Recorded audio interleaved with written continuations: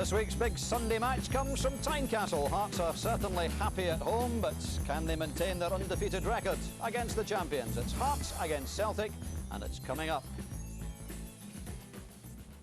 Good afternoon, good to have you with us once again for a game which has all the potential to be one of the best matches of the season so far. I know that Gordon Smith and Derek White are certainly looking forward to it. We'll hear their thoughts in just a couple of moments, but we'd also like to hear your opinions as well on the match you're about to see. Email us please at the usual address www.bbc.co.uk/sportscotland, or of course you can text us as well on 07736 600 600 with your thoughts on Hearts against Celtic. Kick-off time is at 3 o'clock, so let's immediately get some early team news from our commentary team at Tynecastle. There they are, Sandy Clark and Rob McLean, well wrapped up. I take it, Rob, that the days of shirt-sleeve football are now officially over. Yeah, T-shirt day is officially over, Dougie. In fact, we might well need to dig into the brandy flask, I think, before this afternoon is over. You have to go back 2.5 years to find the last occasion Hearts beat Celtic. Sandy, can they do something about that record? I think they can. I think they've got a very good start to the season. Very impressive at Tynecastle, scoring goals, and I'm sure Craig will go for it today. And I can see a surprise today, yeah. Your teeth are chattering already, aren't they? I should have put my best on. Let's have a look at the two sides. One change forced on Craig Levein, and that's injury to Stephen Boyack, which means that 19-year-old David McGeown comes in for his top team debut, Sandy. Yeah, it's great that Craig's using all these young players at Tynecastle, but I think they'll miss Boyack today. He's kept the system and the shape of the team very well. He's very experienced, but it's still a very strong Hearts team. Let's have a look at Celtic. And changes on both sides of midfield for them. The two wing-back positions, if you prefer. Didier Agat in for Momo Sila, and Steve Guppy returns after injury and edges Alan Thompson out of the side.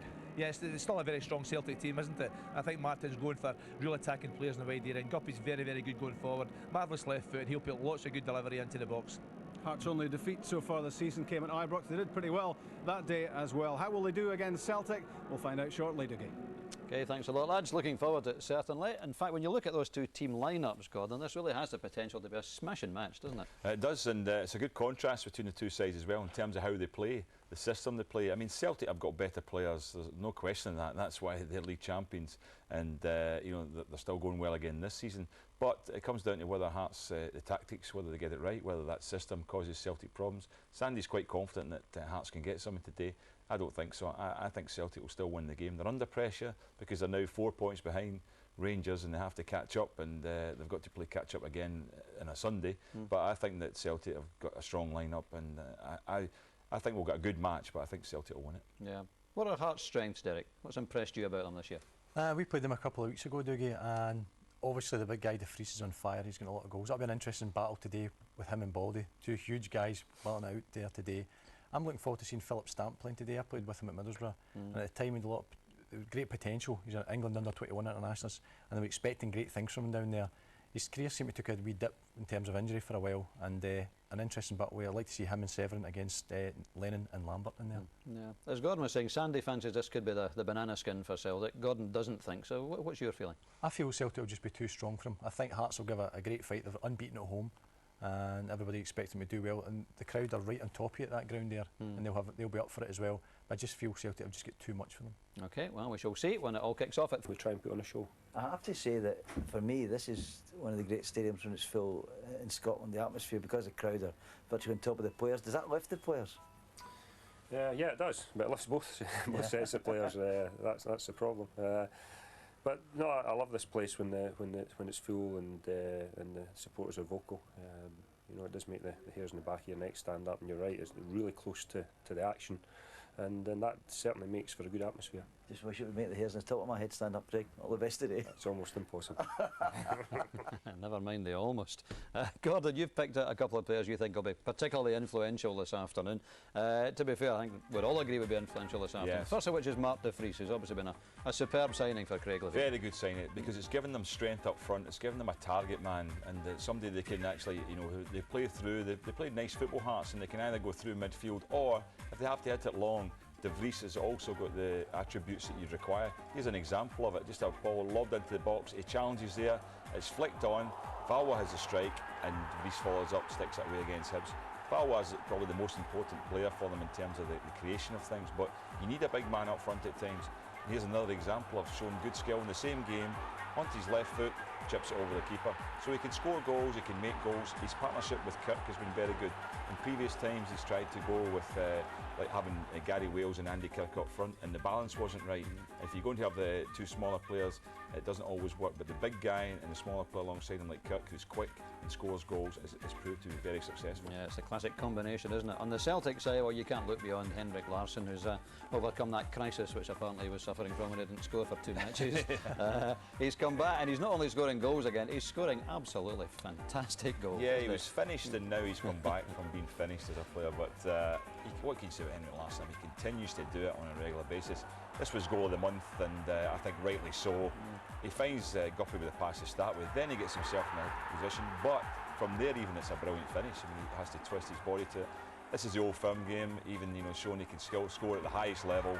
That's at a match, scored 2 that day, but how can you actually forget like someone like him last night? How can you consider that he's not going to be a threat? Hearts will need to keep him quiet. Stephen Presley's been playing really well this season, and alongside him obviously McKenna is a good player, and they'll have their work cut out to stop Larsson because he's always a threat, and today once again he'll show that. And particularly against Hearts, he's got a good scoring record against Hearts. Mind you, he's got a good scoring record against just about everybody. You may well fancy Henrik Larsson for man of the match, and you couldn't argue with that. You might fancy Mark de Vries. Whoever you reckon will be the star man this afternoon, it could win you a DVD player or a signed shirt from the club of your choice, courtesy of the Bank of Scotland. All you have to do is give us a call on 0900 10 225, predict who will be man of the match. You can text us as well on 07736 600 600. Sandy Clark will make his selection about 5 minutes from the end of the game. Now, we've heard from Craig Levine, so let's hear what Martin O'Neill has to say about the game this afternoon. Once again, he's with Chick. Martin, I'm sure you'll be delighted.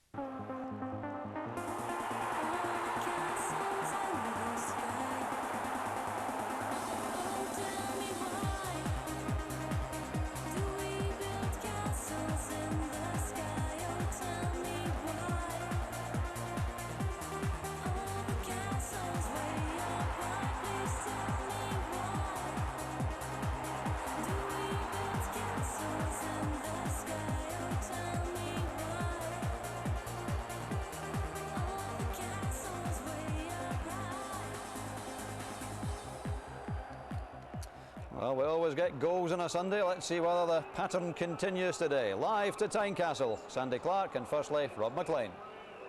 Thanks, Dougie. Hope those aren't famous last words. No team has suffered too much more against Martin O'Neill's Celtic than Hearts. In the last 2 seasons against the champions, it's played 9, lost 9 for the Tynecastle team. But the Hearts of 2002 look well equipped and a good bit more resilient to improve on that sorry recent record against Celtic. Their only defeat so far this season has come at Ibrox.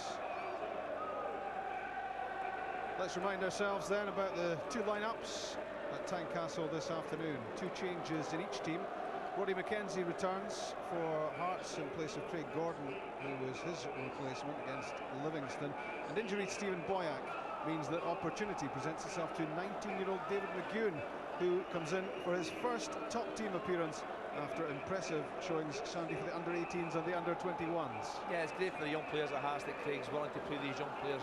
McGowan, the latest one to get a game today. But when you look at the Hearts team, they're strong right through the middle for me. Good backbone to Presley McKenna at the back, very experienced. Stamping 7 in the middle, won't be messed about by anyone. And up front you've got de Vries, who has got such a presence. He's always like to score goals, and he's such a hero already at Tynecastle. And that Jean-Louis Valois is always capable of winning games, just to make the difference, and he's capable of supplying that ammunition to de Vries. 2 changes for Hearts, 2 changes for Celtic from their Old Firm team. Momo Sila hasn't fully recovered from a knock, which lets Didier Agathe back into the side. Hasn't been there too often this season. And Steve Guppy is back after injury, and he gets the nod, which will do his confidence no harm, over Alan Thompson. That's right, it's a real vote of confidence for Stephen Guppy, and I think he's got an important role to play today. When you look at the way there is Agathe and Guppy, those are the two that Martin O'Neill wants to get forward, get really wide into areas where they can supply good ammunition into the box. And if that comes, Sutton and Larsson and Petrov supporting them, they're always capable of scoring goals. At 14 it's Paul Lambert, Ulrich Larsson with 60, Didier Agathe at 17, Neil Lennon. Both these sides with plenty incentive to want to win. Celtic look to narrow the gap at the top, with Rangers having reopened it yesterday to 4 points. And from a Hearts viewpoint, victory for them would take them back into third place in the Premier League. Kevin McKenna, who lined up against Stephen Presley on Tuesday night at Easter Road in central defence for the Canadian national side. For the two of them back in harness this afternoon at Tynecastle.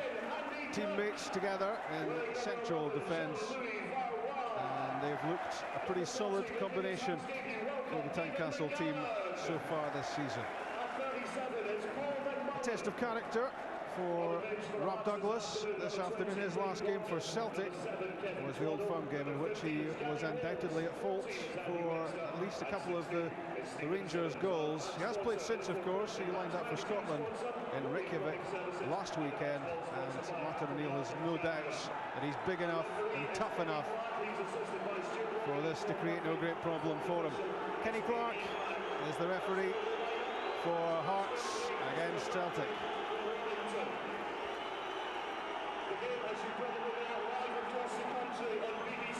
And as Dougie was saying, twice previously we've been here for live matches this season. 6 goals apiece, 5-1 Hearts beat Hibs. They'll not forget that one in a hurry. And 4-2 it was here against Motherwell as well.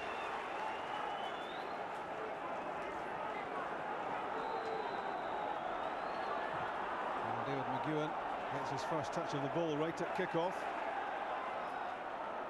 And it will be an interesting experience for him this afternoon. He's not the youngest in the Hearts team, of course.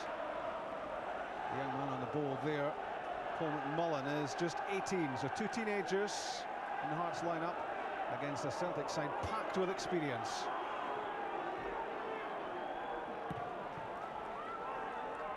First involvement for Jean-Louis Valois, Player of the Month in September, and of course Player of the Month in August was his teammate Mark de Vries. That tells you something about the way this Hearts side has started the season.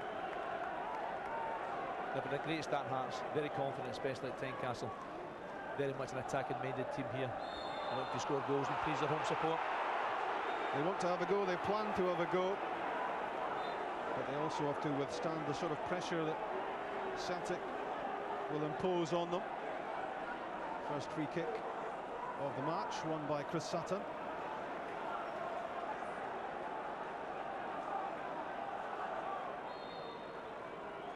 Steve Guppy to play this in, didn't get a clean hit, played away by Scott Severin.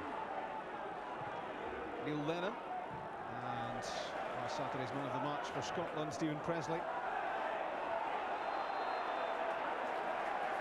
And a Hearts free kick as the early blows are exchanged. Mullins pass up to Andy Kirk. It's like a rear up in front of him, couldn't get control. Neil Lennon plays it across the back line to Ulrich Larsson. Guppy, early ball. Kevin McKenna flicks it clear.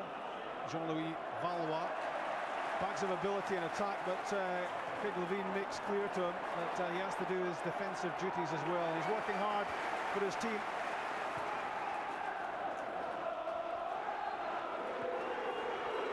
It's not all glamour, you know. He's a good player, magnificent left foot. He's an absolute delight to watch. He's so entertaining. And you've seen the bit of skill there. I actually managed to play a 1-2 off his Stalin Petrov during that little run. Don't think that was rehearsed.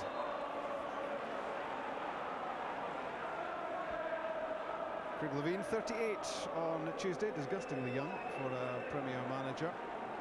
And he wouldn't mind an early birthday present here. Lennon's free kick. Chris Sutton gets a good touch and scores. Less than 3 minutes gone. It's a good goal from Celtic's point of view. Set pieces are so strong. Sutton there showing what a real striker's all about. Back to goal, take the ball in, be strong. Don't let the defender anywhere near you. McKenna's a strong lad, he turns him. Rory McKenzie might be a little bit disappointed it's under his body. Stephen Presley furious with Kevin McKenna here because he was muscled out of it by Sutton, and he found that precious little half yard. It was all he needed to squeeze home the shot.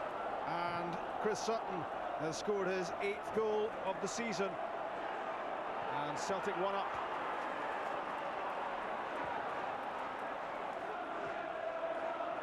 From a Hearts viewpoint, Sandy, that goal came along far too easily. It's a real blow. There was a set piece earlier. Stevie Guppy knocked it in from the right-hand side. It was a poor ball that time. A really good delivery from Neil Lennon to Sutton. And really, it was a really poor defending from Hearts' point of view. Well, it was just the start that Martin O'Neill had in mind, that's for sure. He's lost only 5 times in the league in nearly 2.5 years. An almost impeccable managerial record.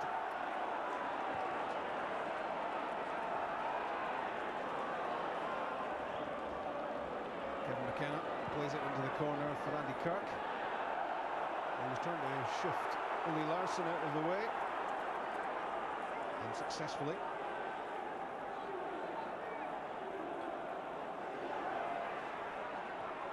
Henrik Larsson. We've barely seen him so far.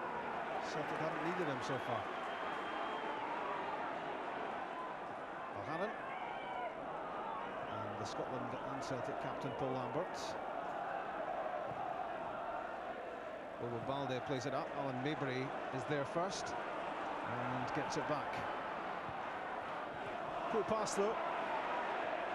And Hearts certainly shaken by that early goal. They've got to settle down now. They've got to get hold of the ball, especially in the middle of the park, make a few passes, get their confidence back, really regroup and try and get back in this match. The 18-year-old Paul McMullen linking with Jean-Louis Valois down the left side. Now Hearts on the back foot. Firstly back to McKenzie.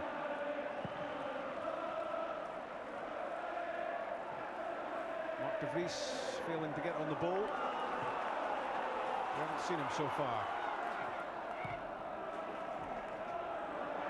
Severin's pass not what he was looking for. And no great fluency about Hearts in these opening stages.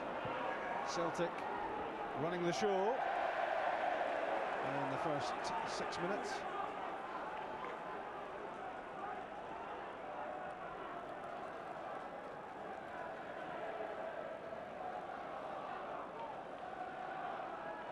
That's McMullen's view as he targets Mark de Vries. Kept it in for Andy Kirk. That's good defending from Valhanen.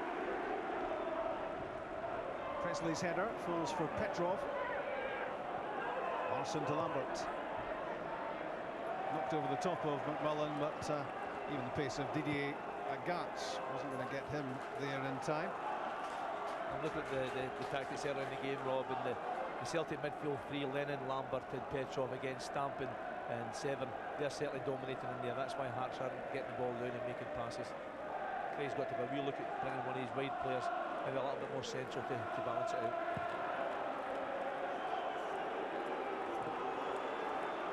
Lambert's pass cushioned to enable Agatz to catch it. McMullen hoists it downfield.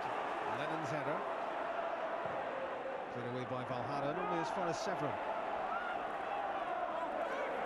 He's lost it, Scott Severn, doing his damnedest to win it back. Good challenges.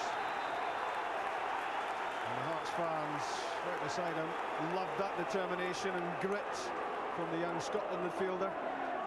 He certainly had the ball, gave it away, had to fight hard to get it back with Didier Agatz. The supporters love that, getting stuck in and trying to win the ball.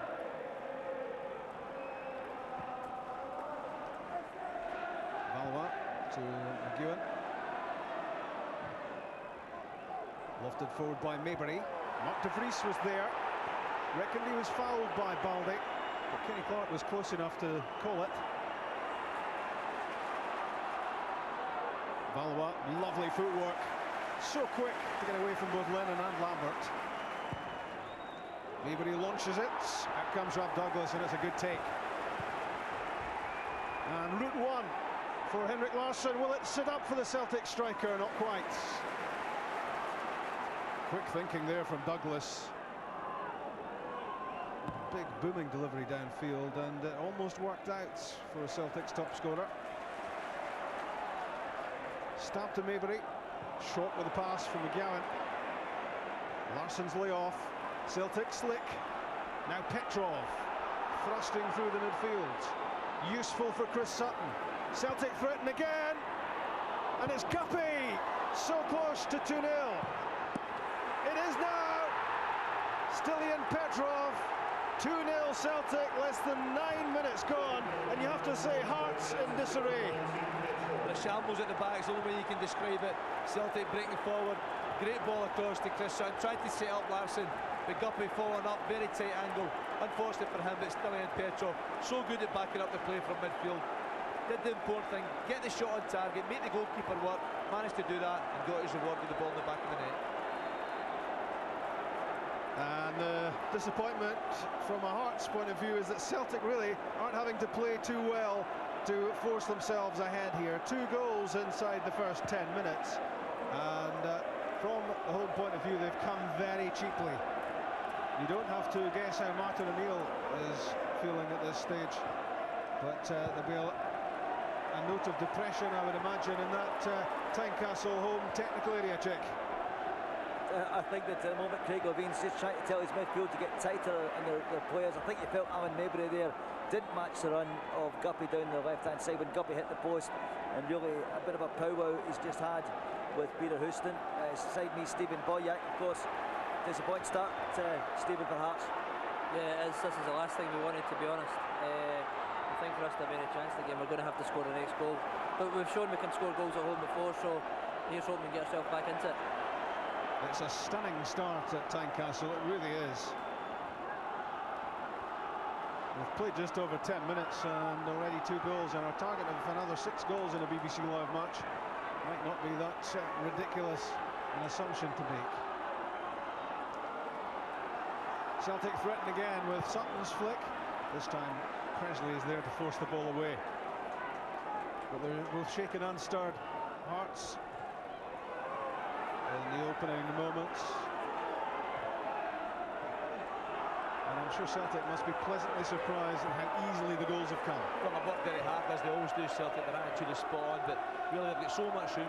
They've got this extra man in the middle of the park. They're managing to find it all the time, everywhere they play the ball. Jos Valhaeren nipping the ball away, made his return, his international return with Belgium during the last week, having missed out, of course, in the World Cup. Larsson with the return pass intended for Guppy, but Maybury watches it through to McKenzie. 2 goals and Henrik hasn't scored one of them. 7 days. Sutton and Petrov, the goal scorers. Sutton with his 7th of the season, Petrov with his 3rd. It was a good strike from Stilian Petrov to score the 2nd goal, but Hearts, you would have to say, were all over the place. Both goals are like that. Craig will be really disappointed. First class defender himself. They're so cheap, the goals. Makes it an uphill struggle now for his team. They don't want to give Celtic 2 goals of a start. Larsson's header, chases it himself, and Paul McMullen stayed calm.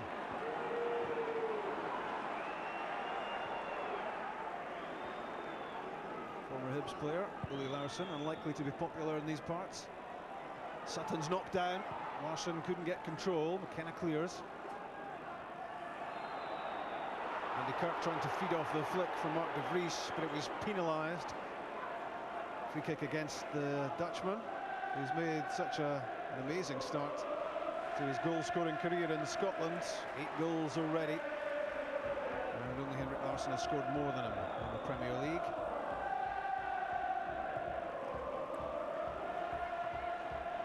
Sutton and Larsson combine so well. Quickly on from Larsson to Guppy. Guppy's cross right-footed, Presley's headed away. Celtic still probing down that left-hand side, and Uli Larsson has made a great run forward, and the run hasn't really been tracked.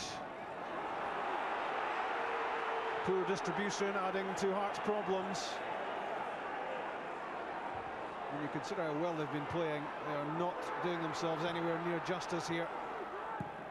Maybury even uncertain with that clearance. Fortunate for him, it fell for Stamp. David McGowan has lost possession.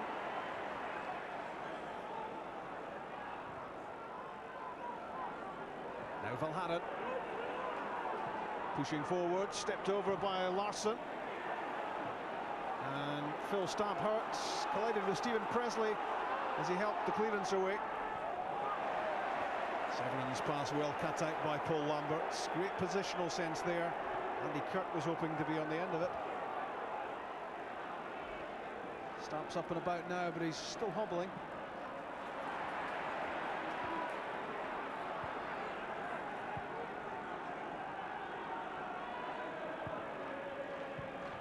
Larsson's layoff for Didier Agathe. Phil Stamp wasn't 100% beforehand, was he, Chick?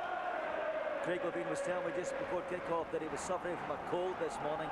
Therefore, there will be a question of whether he can last the 90 minutes. I suppose a little knock and an injury will help that either, Rob. So there'll be a question mark over whether he sustains the 90 minutes. Yeah, and he's normally such a powerhouse in the midfield. They really do hinge on what he and Scott Severin can do in that central area. And as we've seen so far in this match, they really are up against it here, against the trio of Lambert and Lennon and Petrov, who are certainly ruling the roost in these early stages. That's where Celtic are totally in command of the game, but credit to Celtic, they're working so hard when they've got the ball, they're passing so good, they're managing to keep possession, plenty of combinations, and when they lose the ball, they work so hard to get the ball back. It really has been a positive start and a confident start from Celtic, looking like a team on top of their game, looking like a team who have their eyes very much on holding on to the title despite the current 4-point gap in Rangers' favour. But they've already made big strides in this match, Celtic, to shut that down to a single point.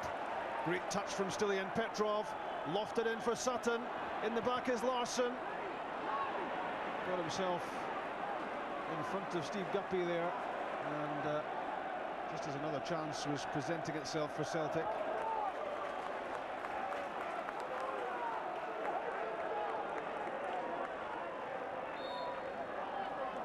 Chris Sutton scored goal number 1, Petrov goal number 2, man of the match on 0900 10 225, or texting on 07736 600 600. A DVD player or a signed shirt could be yours if you agree with Sandy's conclusion later in the game. And certainly most of the nominations at this stage would be wearing yellow shirts. You're absolutely right there. Celtic have played very well. Stiliyan Petrov for me is the one that's getting acres of space. He's the one that's willing to find the extra bit of space to create problems for Hearts going forward. Phil Stamp, 10 years at Middlesbrough. And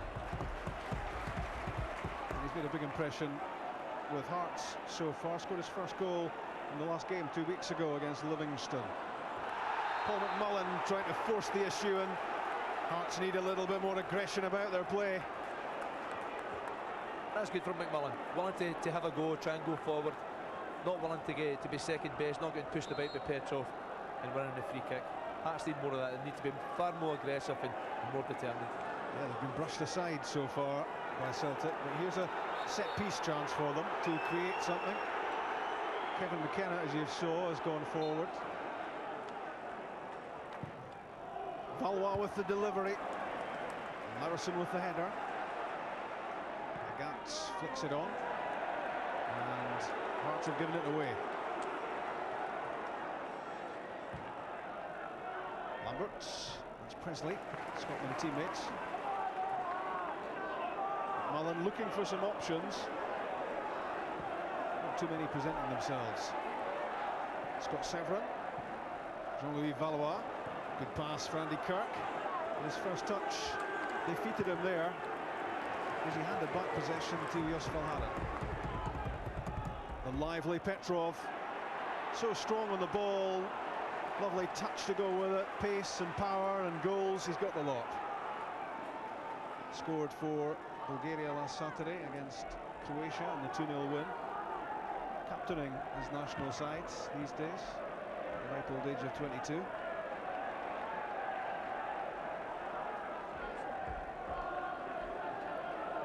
Seen too much of the creative qualities of Jean-Louis Valois so far, but Hearts really haven't been on the ball for long enough. There's one criticism of Valois, it's the fact that he maybe doesn't work hard enough to get in possession of the ball at times. We've seen a couple of wee touches earlier on, but he's lost at the moment. Scott Severn doing his best to try to turn the midfield battle around. But when you let Celtic take the initiative, it's pretty difficult to grab it back from them. Their attitude is so good, Celtic. They work so hard, they've got the lead, and there's no way they're going to relinquish that easily. Certainly not without a fight. McMullen's delivery for De Vries, but the layoff doesn't come off. And Chick Martin O'Neill looking pretty calm over there. Well, it's usually an entertainment for me of a Sunday afternoon to watch Martin O'Neill in action. The dugout, he's all sorts of antics. All he's had to do this afternoon so far is work in his celebrations. He's hardly spoken to a player, Rob. He's obviously totally content with the way things are going. I wonder if he does practice those jumping up and down goal celebrations at home. Interesting thought, in front of the wardrobe mirror. I thought that was Chick that done that. So Celtic very calm and controlled in the opening stages. Helped by 2 goals inside the first 9 minutes. If you switched on late, you've missed some goal action already. Good work from Petrov again. He really is a standout at the moment in that midfield area.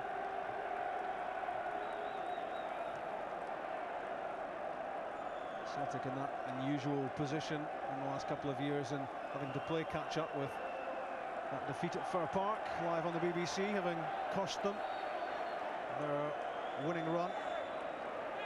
And with Rangers only a blemish being a draw at Kilmarnock on the opening day, it's the Ibrox team who've edged themselves in front. Kirk's layoff for De Vries. Severn to McMullen. Hearts patiently trying to play their way back into this. Valois, Severn to Stamp. Phil Stamp shot, wide. But at least it's an effort on goal. It's better. It's a combination of passes that time. Played 5 or 6 passes across the park. Valois involved, Severn and Phil Stamp. At least it's a shot. That'll give the fans some encouragement. They certainly need that at the moment. They're disappointed with the way their team are playing, but Phil Stamp's a very determined player. It's a test of character, this, isn't it, for Hearts? Because they've had a good start to the season, but going 2 down early on to Celtic is the ultimate test. It is. It'll be interesting to see how they come back. The next goal for them is going to be so important. Henrik Larsson reckoned he was tripped by Kevin McKenna, having escaped the clutches of the Hearts defender, and he looked of a reasonable case there, I'd have thought. I thought it was a certain free kick. Kenny Clark's only 10 yards away, so we'll give him the benefit of the doubt this time. Benefit of the doubt, referees. Steady.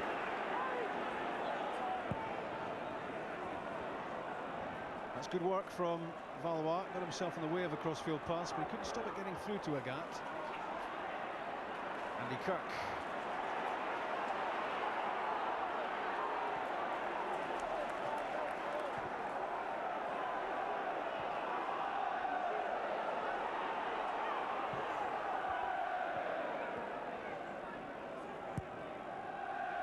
Just about midway through the first half at Tynecastle, and an eventful first half it's been, with quick-fire goals from Sutton and Petrov.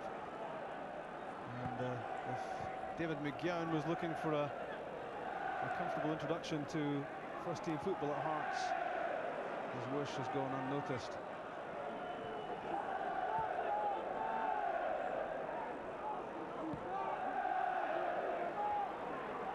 The Celtic defence still untested.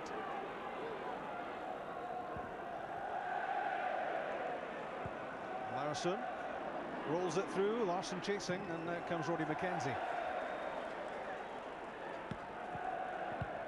It's Guppy. Celtic with such a strong shape about them, and at the moment there's nothing much Hearts can do to knock them out of their stride. The Celtic never change their system. They stick to it time after time. It's tried and trusted. And you can see why it works. They've got so many experienced players. The middle of the park, I keep going on about that, but Paul Lambert's the one who drops off. If they go with him, Severn or Stamp go with him, then Petrov or Lennon pick up the ball, and it's so difficult to play against when you've only got 2 against 3. McKenna hesitated, thought about that, taking that one on the full, then waited for the bounce. And that's a free kick. One Ulsterman against the other. Lennon on Kirk. again, you see Neil Lennon never going to give up any type of challenge, and what unfortunate there. McMillan's cross, Mark de Vries with the knockdown. There's Andy Kirk looking for the chance. Andy Kirk into the side net, but it was deflected there. Corner kick. Better from Hearts. Andy Kirk very willing, quick, picking up the loose ball coming off Mark de Vries there. Works himself a yard of space, gets off the shot. I think Rob Douglas would have had if it was on target. So McKenna stations himself right in front of the goalkeeper. Stephen Presley's up as well. Hearts looking to hit back. Valois' corner kick. They won't hit back that way. That failed to get beyond Stilian Petrov at the near post.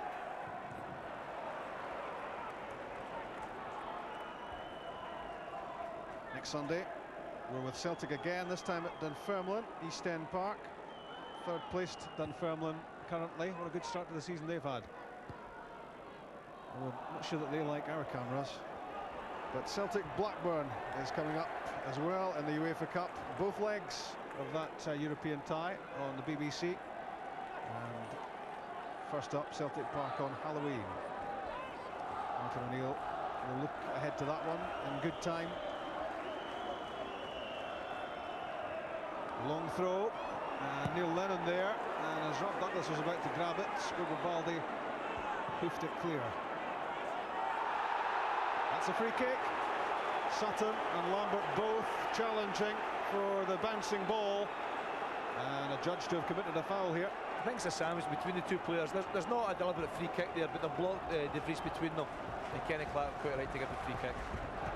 And I think a lot of the anger there from Lambert and Sutton probably centres on the fact that they know in Jean-Louis Valois, Hearts have got a dead ball specialist, and Rob Douglas will have done his homework, and he'll be on his toes for this.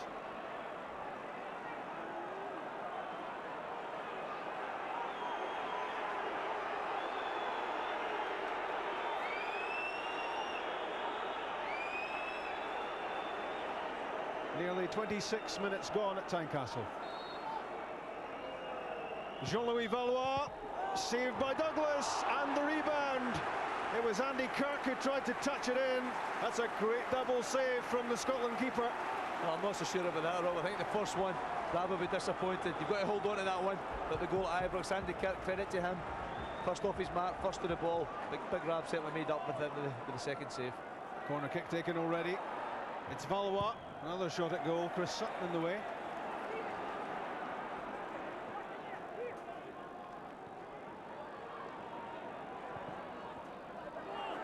That's off Petrov. Well, Kenny Clark says last touch was off Valois, so it's a Celtic throw.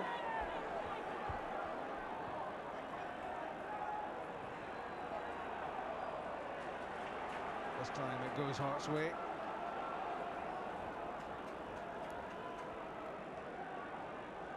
Alan Maybury, Mark de Vries. But again, Hearts unable to keep possession.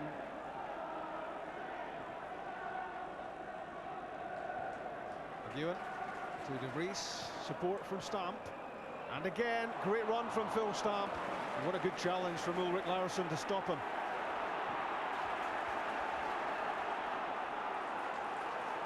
Everything Hearts tried to do, they find that Celtic can do it better. And the Hearts fans trying to turn up some noise inside Tynecastle, give their team some badly needed support. Chick, what's Stephen Boyack saying? Well, we're just discussing the role of young McEwen who's been thrown into this. Stephen, how do you think he's in your position today? You're injured. How do you think young McEwen will be feeling? I think it's hard for anybody making their debut, you know, when you go 2-0 down to Celtic. But he's coming into the game now. As I say, at least we're getting on the ball a little bit more now. And we've got players who I think can hurt them. And hopefully we can get the next goal. I just wish you'd stop kicking me here as well. Playing every ball. Rob? Kick him back. 2-0 Celtic at Tynecastle. Kevin McKenna's headed away. That's dangerous. Valois flick, and Severn makes it safer.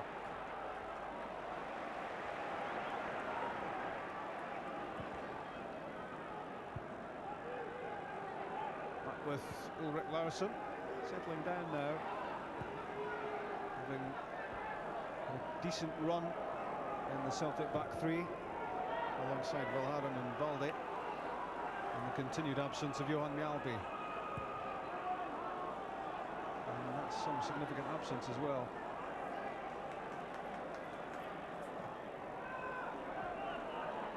Petrov exchanging passes, or trying to at least, with Henrik Larsson. Kevin McKenna did well. Now Phil Stamp has given it away to Paul Lambert. Sutton plays it wide for Agat. Gets beyond McMullen. Agat pulls it back for Guppy, and Lambert shot well off target. It was Guppy with the chance for number 3. Good play from Celtic. Paul Lambert picked up the ball from Stamp, and Agat eventually doing what he does very well, getting to the dead ball line, knocking the ball across, and Paul Lambert obviously didn't pay attention to Stalion Petrov, did he?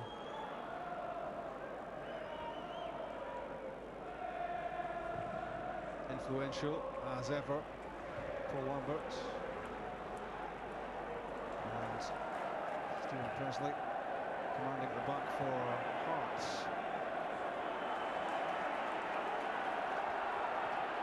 Lennon and Lambert come out on top, and Lennon gives the ball away. And Maybury, a hopeful ball down the line, and Ulrich Larsson can let that go. Andy Kirk couldn't get there, and use of the ball from Hearts could be a lot better. They've given the ball away, but Celtic are pressing to make it difficult. But that was good play from Larsson there. As you said, he's grown in confidence now. He's settled into the Celtic team and made that one look very easy.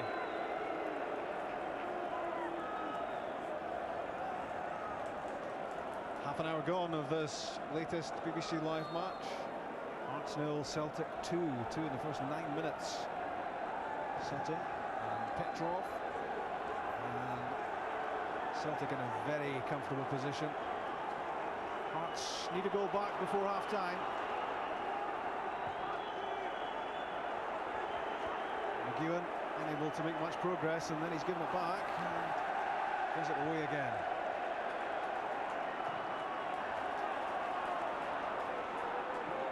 Lambert's clearance sliced off his boot, but it worked out for Didier Agat.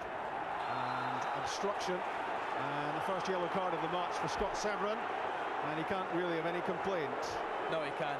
Didier Agat had lost him. They knocked the ball round one side, was moving round the other, and Scott just took him right out of the game. Actually quite a painful one for Didier Agat there. His shoulder right into it. The fear for Severin was that Agat was off and running, and with his power and pace, he could really have hurt Hearts. It's what's called a professional foul. It's the first booking of the match. Severin very much part of Bertie Vogt's international plans. The free kick taken, but taken from the wrong place.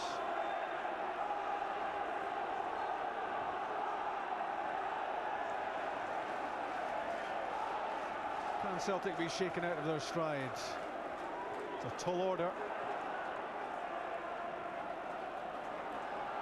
And Alan Maybury looked initially as if he judged it well, but then he overran it.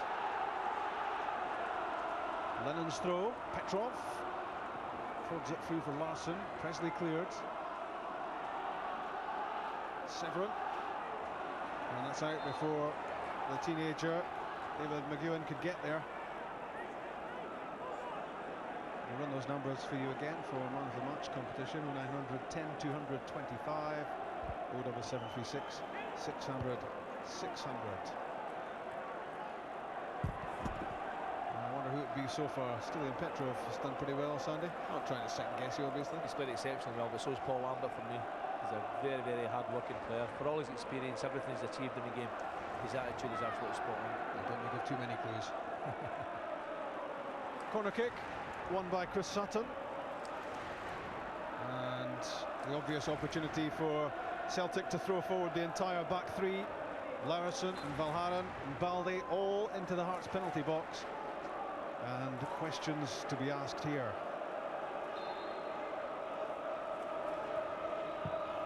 Whipped in by Petrov. Hearts survive. But that's poor from Andy Kirk. He really should have got that away. And his team still hemmed in. Agat.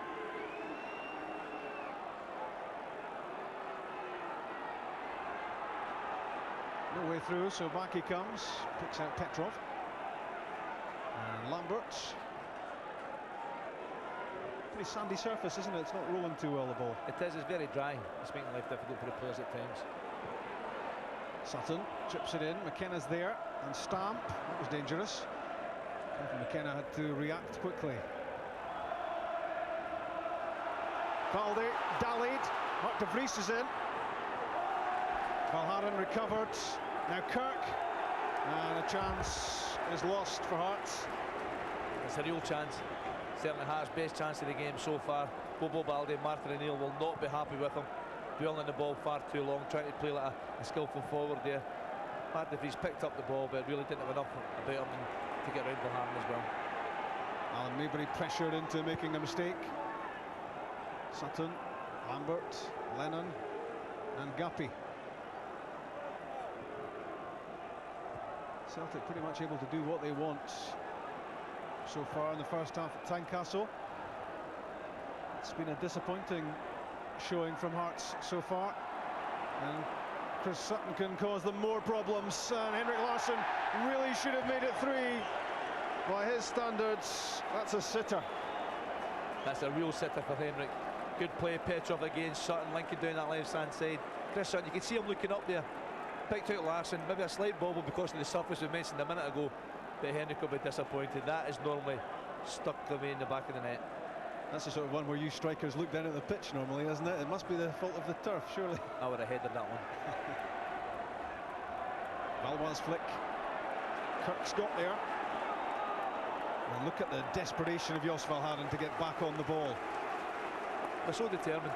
Every Celtic player's got the right attitude and they work so hard, and I think the manager Martin O'Neill deserves enormous credit for that. There's no slacking in this team. The standards they set are so high. Severin's throw. De Vries can't get the flick.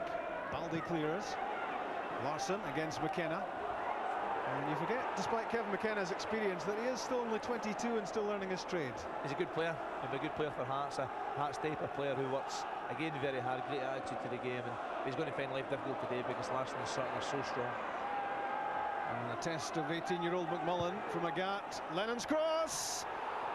And Henrik Larsson does make it 3 this time. Sutton denied by the crossbar. Celtic are cruising. It's that determination again. Agat tried to get there, couldn't quite get there, but great support from Neil Lennon. Just knocks the ball right up to the back post. Great for Chris Sutton. It's a really intelligent header. Comes off the crossbar. Who's first to react? That man we gave stick to a minute ago, Henrik Larsson. He was quickest. His reactions are so sharp. And his 16th goal of the season. Scoring at more than a goal a game this time around. And Hearts being set all sorts of problems. And I guess Craig Levine is wondering what to do next. I think a lot of the Hearts fans are wondering what to do, Rob. The main stand, the Wheatsheaf stand is Larsson shoots. And goalkeeper holds that one. But I always fancied you as a commentator. Cut your grass there, sunshine. But a lot of Hearts fans obviously don't see any sunshine there. Already leaving the ground, the Wheatsheaf stand and the Wheatfield stand rather below you, Rob. So obviously the Hearts fans just underlining exactly what they're going through out there. Well, that's absolutely incredible with the first half still underway that some Hearts fans have seen enough already. Heading for the exits, and what they fear is another heavy defeat at the hands of Celtic, and the foundations have already been laid. It's so disappointing for me if supporters are leaving this early. I don't think it's so much the Hearts aren't playing well. Celtic are not allowing them to play well. The Celtic, we've said 2 or 3 times already, their attitude is so good, they're working so hard. They want to put the pressure on Rangers at the top end of the league. Larsson against Presley. And Maybury clears, and Hearts looking shell-shocked. Not surprising. Andy Kirk, only Mark de Vries is in the middle, and he does well to force a corner kick, and that allows Hearts to get more maroon shirts forward. When they do get the ball in the final third, a lack of bodies. Lack of bodies, they don't get supported De Vries and Kirk at all. They're Kirk's the one who was wide trying to find De Vries in the box, and they need more support from the middle of the park and from the wide areas. McGeown and Valois certainly are not making enough contribution. Chance for Valois to make a contribution here, his corner kick. Mark de Vries loses out to Uli Larsson and takes a sore one in the nose at the same time. And he's been having a fantastic season, but he's getting little joy here. He's made no impression at all today. Ulrich Larsson again, so determined, making sure he's going to be number one, get to the ball first and clear the danger. Scott Severin's throw. De Vries is there. Here's a chance for Mark de Vries. And just about hits the corner flag. Tugs it well wide. And that really had to go in for Hearts. A little bit unfortunate here. The ball breaks to him. Good presence inside the box. Fires it across the goal, which is the right thing to do. You're hoping it hits off somebody and ends up in the back of the net, but unfortunately sums up Hearts' day so far. No breaks at all for them. And the reason for the anger there was that Hearts reckoned that was a corner kick. They thought that took a deflection on its way across. Still Ian Petrov for Celtic. Prods it wide for Didier Agat. For Lambert, Neil Lennon. And Andy Kirk gets the better of him for once. And the pass came off Mark de Vries, who did very well to keep the ball. And he's still doing well to keep it. He's lost it now, though. And look who is back there intercepting his pass, Henrik Larsson. This amazing work ethic at Celtic, bearing considerable fruit. Guppy, Sutton, Lambert. And the layoff doesn't work out for Larsson.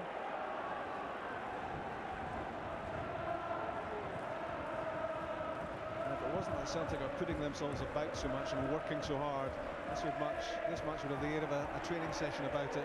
So superior are they? They're better in every department. They're working so hard, as we keep saying, and the skills there to go with that. Ally the two together. They're hard to beat. Jean-Louis Valois looking for help. It comes from McMullen. It's a good run into the box from Stamp, but it was an awkward bouncing ball to get control of. It's every second ball that Celtic pick up. When it's a 50-50, the ball's up in the air or drops somewhere. It's a yellow jersey, it's there first.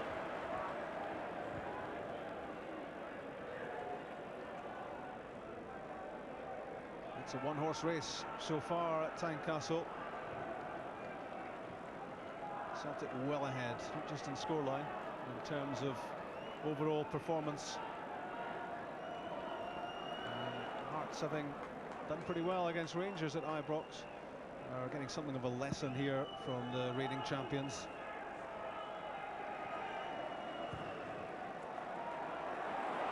And here's a chance for another goal for Henrik Larsson. Takes it, 4-0. 3.5 minutes from half-time. 2 for Larsson and 4 for Celtic. Little touchy offside possible there, but Henrik Larsson, he's not hanging about. He's not waiting to see what's happening. He's playing the whistle as he should do. The goalkeeper edged him out and just knocked it over the top. A magnificent finish. You don't really have much doubt about Henrik Larsson in those sort of situations. Roddy McKenzie tried to narrow it, but just lofted it over the keeper. Now 17 for the season. 4 goals in his last 2 games, Henrik Larsson. He's hot. He deserves the goals because of the way he works at the game. Interesting to see this one. It's very, very tight. He's certainly coming back with it. I think Hearts are maybe just a little bit unfortunate. He could just have been half a yard offside. But as we said before, you get the breaks if you work hard. Yeah, I think that was offside, and Roddy McKenzie beaten by Henrik Larsson. But way back up the pitch, the flag might well have gone up against Henrik Larsson there, and that just heightens the torture for the Tynecastle team. Already 3-0, now 4-0. And to say the match is out of sight for them, I think, is probably understatement. Whether it was offside or not, I don't think the goal, given or not given, is going to affect where the 3 points are going. Larsson chasing yet another hat-trick and not happy with the challenge of Jean-Louis Valois. A little bit late with the challenge. Frenchman owns up.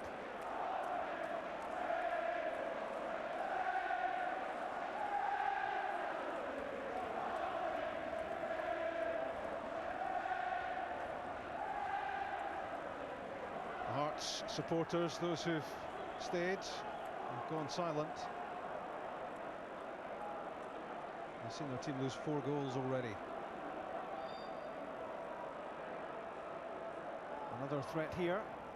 Petrov plays it in, Mark de Vries plays it away, and it's a sign of the times that their top scorer is back inside his own penalty box doing the defending, trying to keep tabs on Chris Sutton.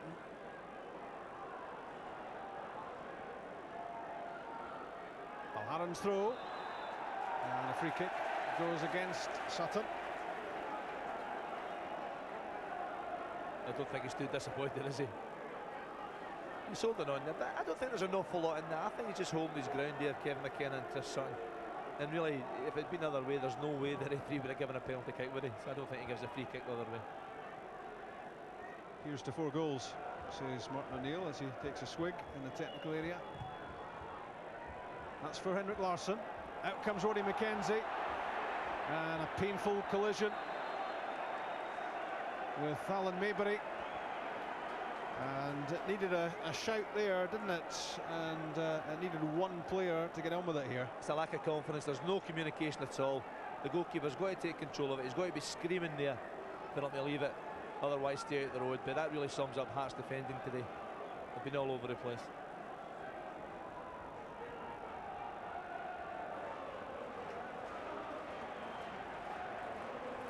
Roddy McKenzie colliding with Alan Maybury, got the worst of it, and the former Leeds man okay.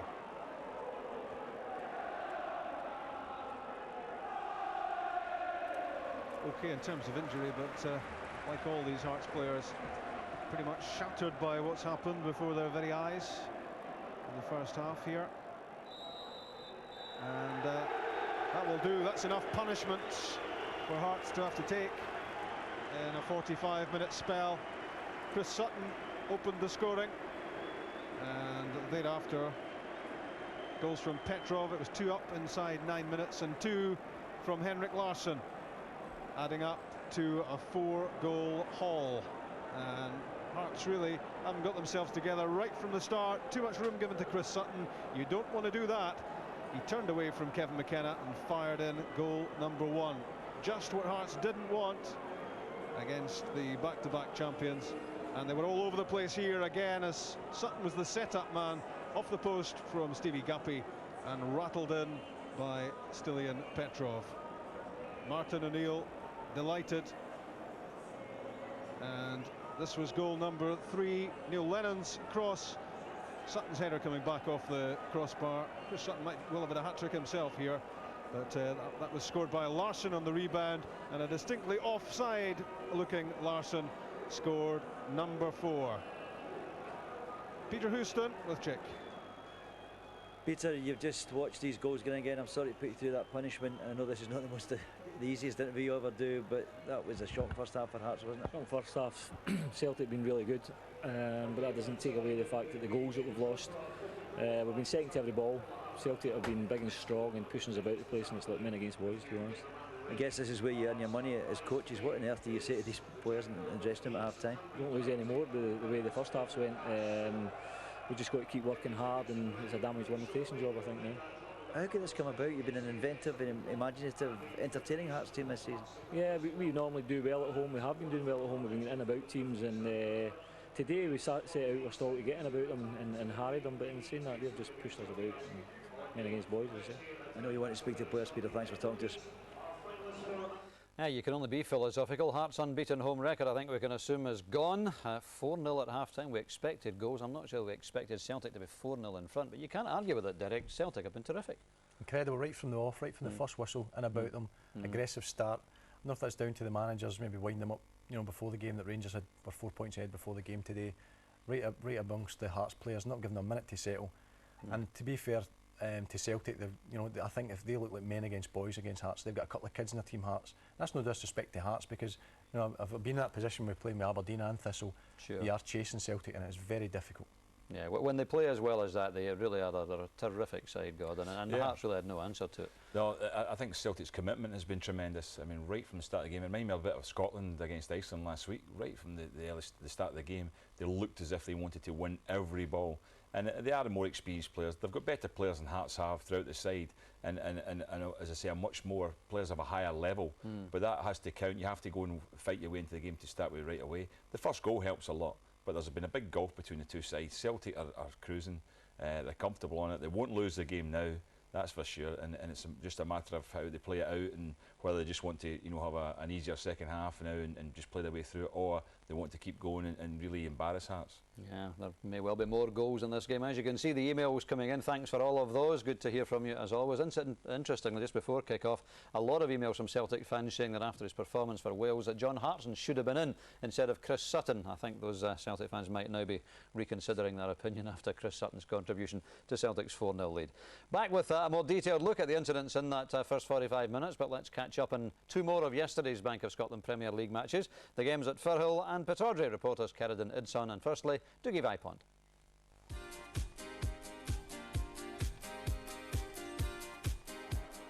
Remember that club Hibernian who were struggling at the start of the season? Well, they don't resemble the team in green and white who won their 5th consecutive match at Firhill yesterday. Early on though, they had Nick Colgan and Yannick Zambernardi to thank for keeping the scores even. Set your video recorders now for a goal of the season contender. Zambernardi's 30-yard pass was controlled well by Gary O'Connor. The finish was class personified. With precision in front of goal like this, Bertie Vogts now has a striking dilemma, and it's not a bad one to have. After the interval, O'Connor was again involved with a knockdown for Miksu Patalainen, and the veteran striker was foiled by a good save from Kenny Arthur.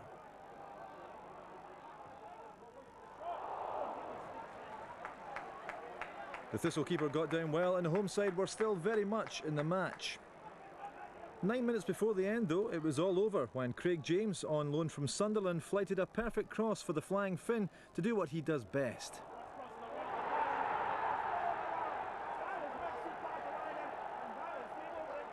It was like a parting of the red and yellow sea in the Thistle defence. Patalainen came through like a tidal wave. 2-0.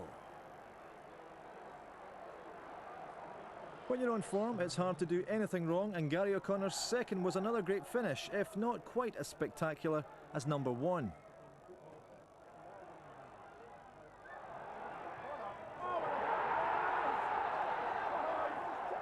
Again collecting the ball with his back to goal and leaving his marker as an interested spectator. O'Connor did have the chance for a hat-trick within 2 minutes, again showing great first touch and balance, but Lady Luck must have had this down as a 3-0 away win on her coupon.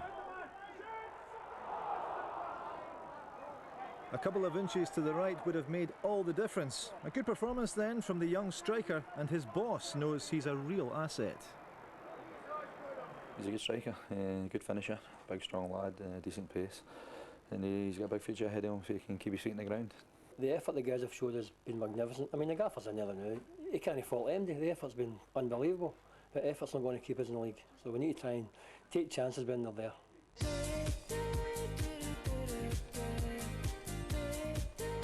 Normally these north-east derbies are full of vim and vigour, incident and goalmouth action. Well, if you're after any of that, look away now. Bit of a damp squib this one, although Nicola Fabiano did create an early chance for Leon Mike. And as Aberdeen continued to press, Mike felt he might have had a penalty after half an hour. But referee Mike McCurry saw nothing wrong with Joni Hernandez's challenge. The home side created the best chance of the match just before half-time when a combination of Mike and Kevin Rutkiewicz set Derek Young off in pursuit of some glory. And but for a fine save from Julian Speroni, he would have found it. The keeper's touch diverting the ball onto the post and keeping Dundee on level terms at the break. This certainly won't go down as Dundee's best performance of the season, but they did come close to scoring from Fabian Caballero's free kick. Lee Wilkie was in there mixing it, and Nacho Novo tried to pick up the scraps and felt he should have done better. Indeed, scrappy is a word which aptly summarises this game and the last chance of the match. Typically, it was for Aberdeen. Darren Young foiled more by luck than judgment. The Dons unlucky overall. Speaking about open chances, they were ours in this game. We had this magnificent opportunity just in the end of the first half. Unlucky for Derek Young, but a brilliant save from the goalkeeper. He had a brilliant save in the second half where there was a deflection on the shot, but beside that, it was a game without too many open chances, I have to admit. From our point of view, I think when you go away from home, you don't lose any goals and you go back down with a point, then as I said, you've got to be relatively pleased. You always want the 3 points.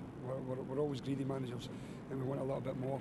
But Aberdeen are a good side, and you know, they'll take a lot of points from teams up here, so we're just pleased to get back home with one. And the matches at Dundee United and Kilmarnock to come later. But Derek, it looks a bad result for Thistle yesterday, but it's an inability to put the ball in the net that's costing you, really, isn't it? Yeah, we were on top at the time when just before there, Scott McLean had a chance. We were on top in the game. When we were on top in the game, you have to score. The strike that O'Connor had just before he hit it, he had a few shots before that that went all over the place. And just when he hit it, I said hit it, and it flew into the top corner. I couldn't believe I said that. Second half, again, we were creating things and getting into the box, running about the box. We have to shoot more, I think, and if you don't shoot, you don't score.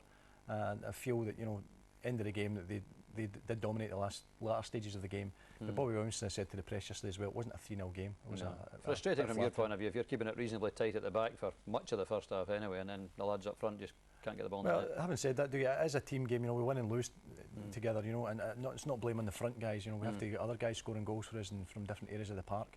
Just we've just got to keep hanging in. We realise we don't have the, you know, the other abilities to go and buy players, obviously with the transfer window until January as well. So you know, we just have to keep plugging away and hopefully pick up some points. Yeah. So not such a good day for Thistle yesterday, not such a good day for Hearts today. 4-0 Celtic lead at half-time. Let's look back in the story of an eventful and perhaps surprising first half at Tynecastle. Celtic expecting a tough away match against a Hearts team who hadn't lost in home turf, but they have been absolutely irresistible, Gordon.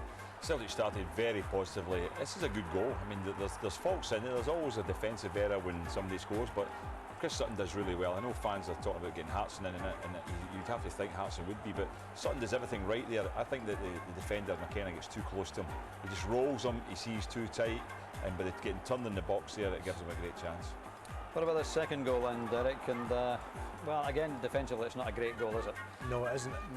You know, I think Guppy's unlucky here with the strike off the bar there, but the technique here from Cillian Petrov, that's 25 yards out. Absolutely. Keep the ball down. You see it in slow motion, it's even better. His technique's fantastic. Yeah, he was involved, Petrov. He started it with the lovely switch of play. It's a good ball from Chris Sutton. I mean, Derek Larsson almost getting on the end of it. Steve Guppy did well to get the ball to Petrov. It was the only way he could get the ball to him was by hitting off the post and getting it. 1-2 off the post.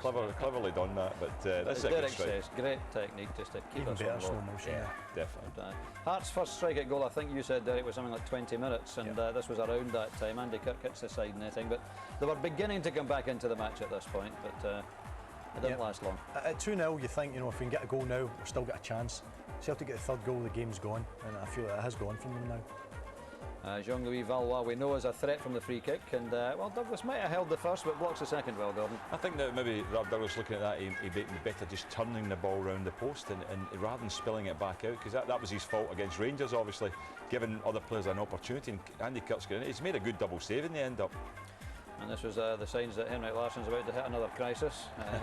It just shows he's human, doesn't it? Does it, doesn't it? That's a bad miss, actually, because I mean, see if he takes a little touch here, he just walks past the defender's turned his back, hasn't he? The defender's turned his back already. Just about 60 seconds later, though, Henrik Larsson makes amends, you might say. Reacts quickly, he gets himself waiting for the rebound, and he doesn't get a lot of help. The keeper, Mackenzie, doesn't get a lot of help from his defence here. A free header almost for Sutton to start with, and then it's a good ball from Neil Lennon. You've got to give Lennon credit for following up with the gap there and making sure that he was there to put the ball in the box.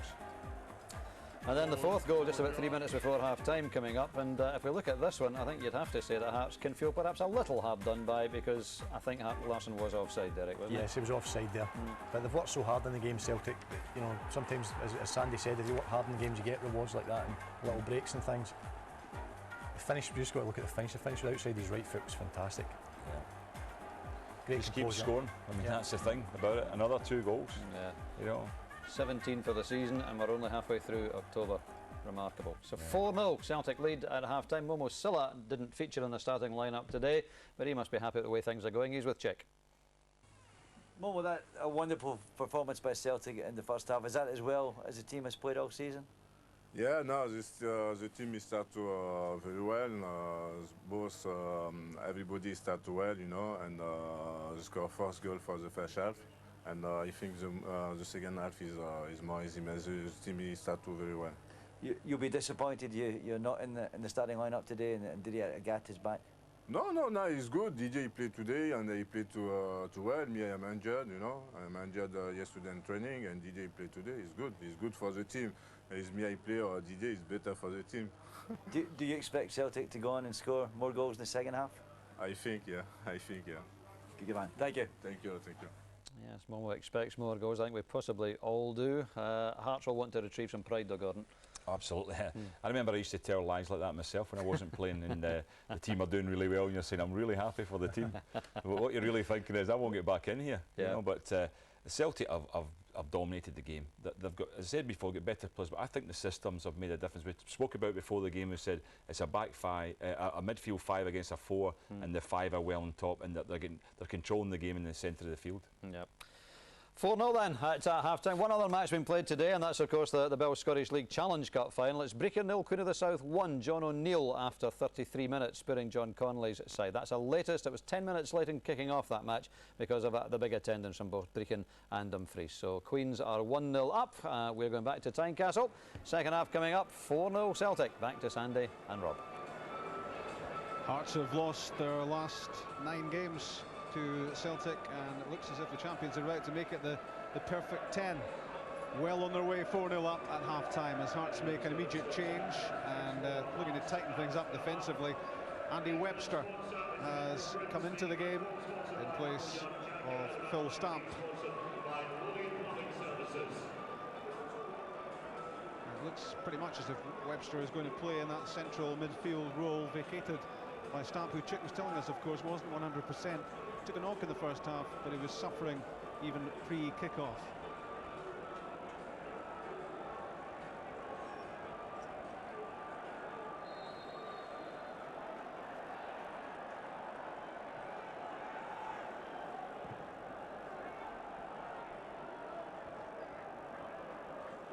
In fact, it was a double switch at half-time because Stephen Simmons is on as well.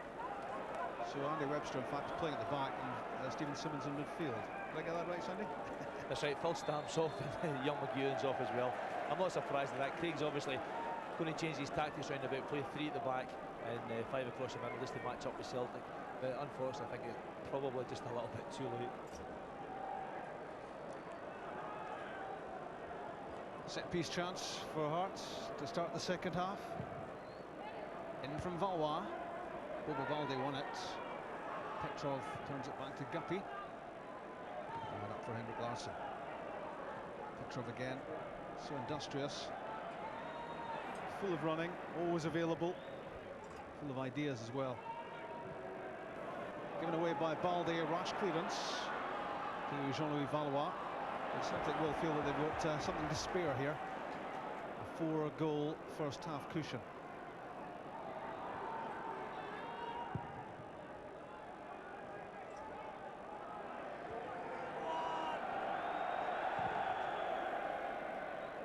So Stamp and McEwen off, Webster and Simmons on. I'm also looking at Jean-Louis Valois. He seems to be playing right in the middle of the 5 across the middle of the park, which is maybe not a bad idea. If he can pick up the ball in there and obviously stop Lambert Baldwin play for Celtic, it might be a tactic that'll work for Hearts.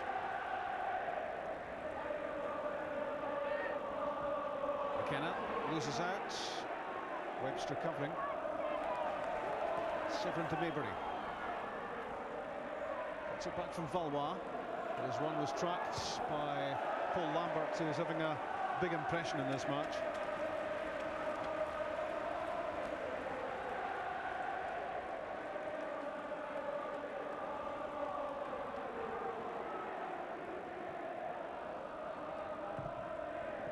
Valois didn't really catch the cross. Petrov away.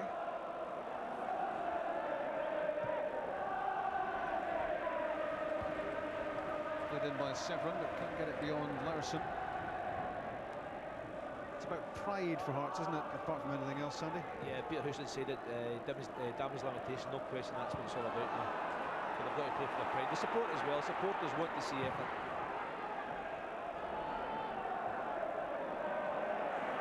Stephen Presley unsure with his header, and Larson was onto it.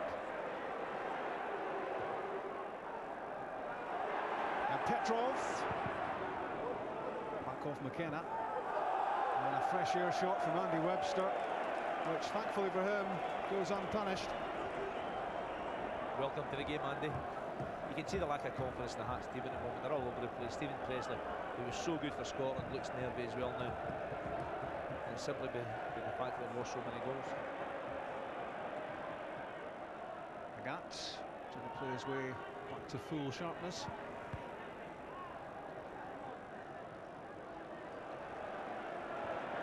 Presley under real pressure from Chris Sutton. One thing you know about Chris Sutton, he will give you no peace. He's working very hard, but for me that's a silly free kick to give away. He's put Presley under real pressure. He could almost certainly have won the ball there. So don't push him, don't give away the free kick and take the pressure off.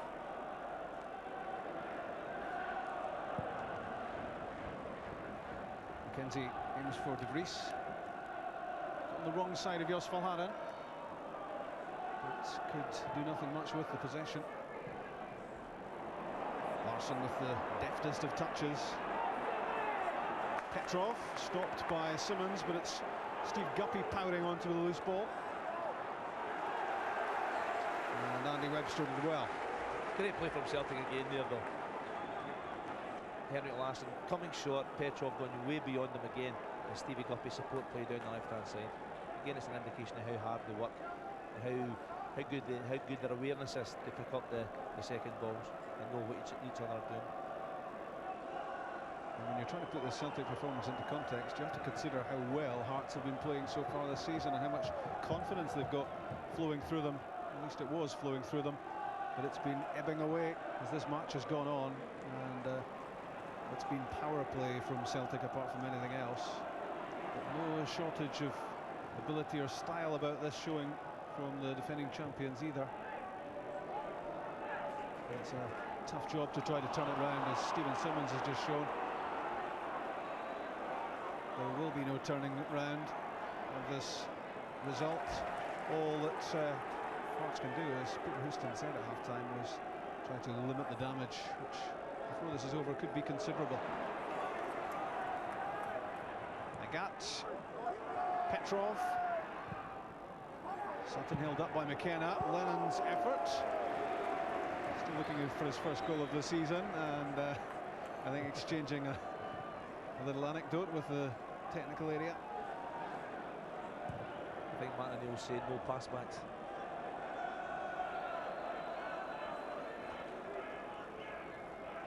Check, is Craig Levein still there? Yeah, he hasn't taken the early exit as one or two Hearts fans have done. He's still encouraging his team. He's wanting these main field players, Scott Seven in particular, to make himself available for passes. I think he feels there's not enough movement when Hearts are on the ball. But Sandy, the temptation is to hide, isn't it, when things are going so badly? You really get to the stage we don't want the ball. It takes a lot of character now to look for the ball, but Scott Seven certainly a lad who's got that. But for me, you know, Hearts can't pass the ball because, especially up front, De Vries and Kurt can't keep hold of it. And Craig is, you know, you can see that he's disappointed. I know him really well, and he's proud to be hurt today. But they've had a good start to the season. You can't knock that. In fact, they were so good I tipped them for a draw today.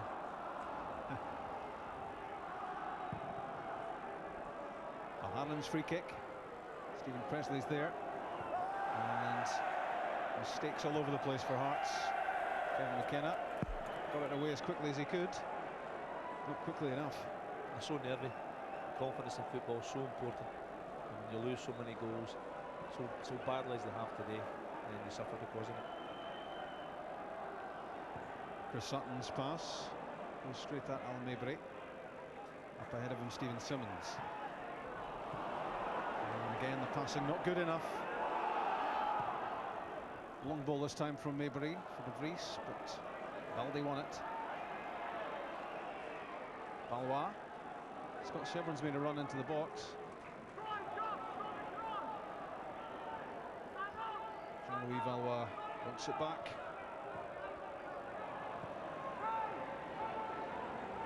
No words for me required really there. Another useful position for Hearts, but The movement and the passing not going together in anything like perfect harmony.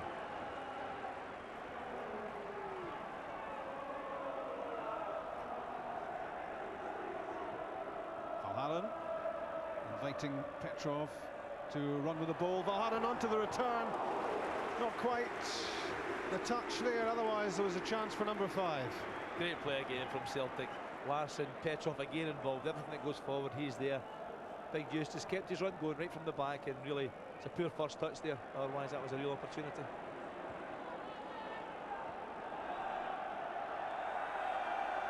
Again, Presley being put under real pressure by Chris Sutton. But it's happening all over the pitch.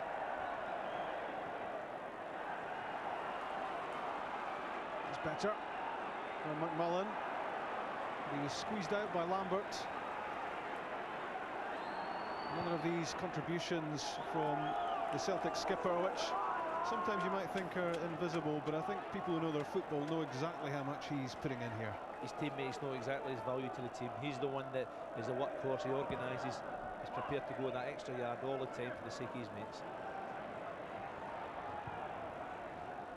Larson's clearance. Henrik Larsson waiting for it. Steve Guppy on the move. Henrik Larsson's made a back post run. But Stephen Presley got himself in the way of the cross.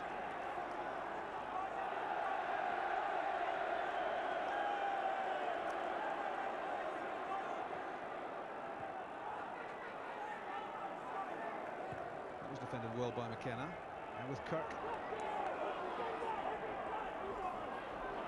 Good work from Neil Lennon. He sensed exactly what Kirk was about to do, and he got himself in the way.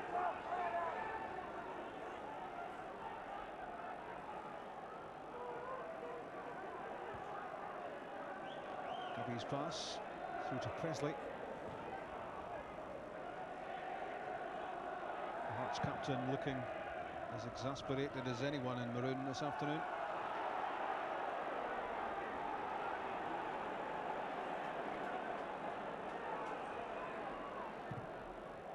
Scott Severin launches it. Balde unchallenged. Played away by Larson. Sutton, whose goal started the goal surge from Celtic. Foul given against Valois. Nothing much going right for the home team. Good play from Neil Lennon, well controlling the situation. Took the ball away to try to change the direction of the attack, and Valois certainly giving away the free kick.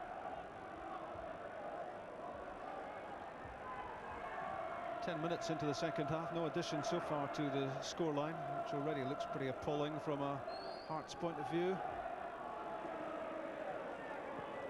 And Celtic fans well happy with what they've seen so far. A performance full of polish from the chasing team at the top of the Bank of Scotland Premier League. The former Hearts assistant manager and the former Hearts chairman together there, Billy Brown and Willis Mercer.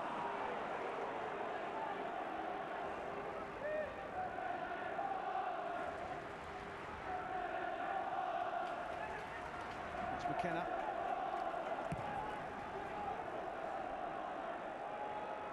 And through to Mackenzie. Mackenzie beaten 4 times already. On his return to the Hearts first team, Craig Gordon, of course, the youngster, played in the last match against Livingston.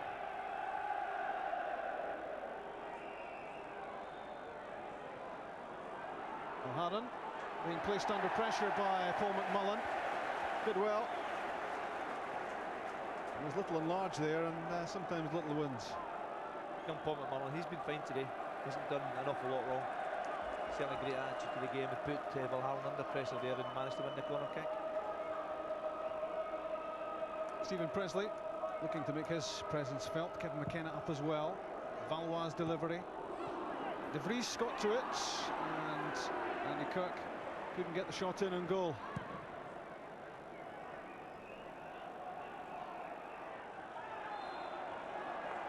Foul given against Larsson. And that Hearts chance, Sandy. It's a half chance for Andy Kirk. The free there, his presence inside the box, got a touch. Ulrich Larsson just doing enough again, making sure his foot was in the road. Andy Kirk eventually caught his foot rather than the ball.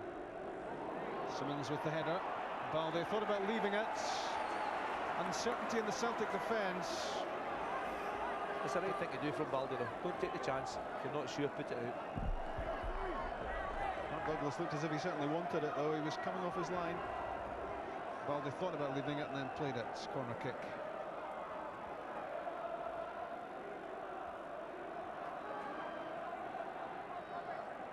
A packed penalty area for the corner from Jean-Louis Valois. Mark Douglas came for it and got not a lot on it. Another corner kick on the other side.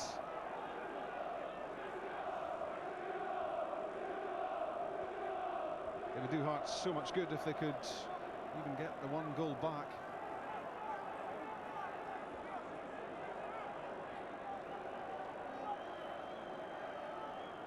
Six in the box to aim at. One was Presley. And for Celtic, Petrov was there. Another corner kick. Valois' cross deflected behind. Into the 60th minute at Tynecastle. Hearts 4 down. Missed by everyone. Scott Severin could find no way past Billy Larson. Andy Webster. Well, who was that intended for, I wonder? It's a poor pass.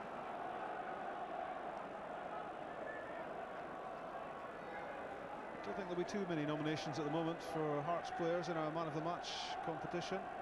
Plenty Celtic possibilities. And those are the two numbers. You can telephone or text.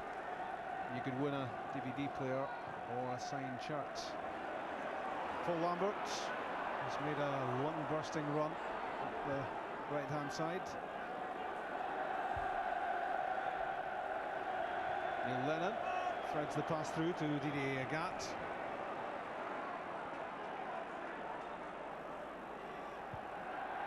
Paul McMullen to Mark de Vries. McMullen again.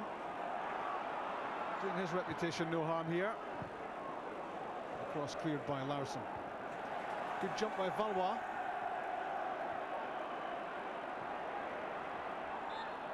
And that came off Scott Severin's arm.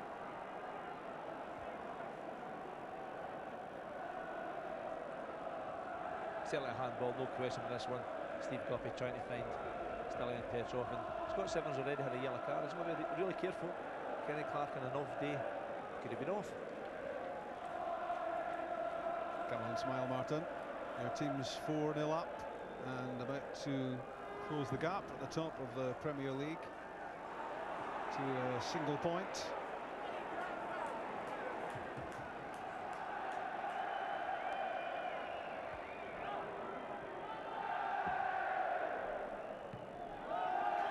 Mistake by Larson. Sets up Kirk. But he's got Bobo Balde to beat. That's not easy. Larson gave it away to Maybury.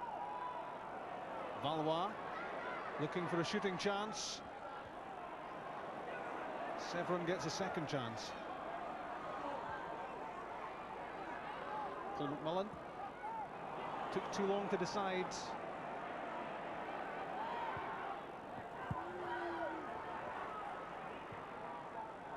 Let's try again. Simmons. Good work from Chris Sutton. You might fault the pass from Stephen Simmons, but what you can't fault is the industry about this Celtic side. They press the game so well. Every time they lose the ball, they close down, make life really difficult for players to lift their head and play passes.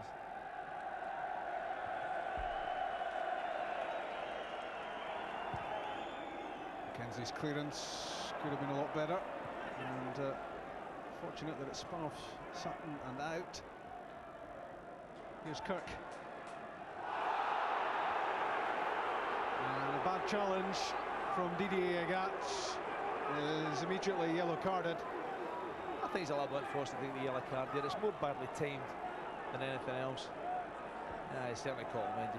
He's put his hand up right away. You revised your opinion there? Yep, change of mind. Yellow for Agat.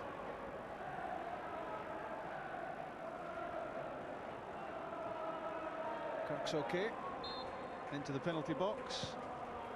Valois squares it for Severin.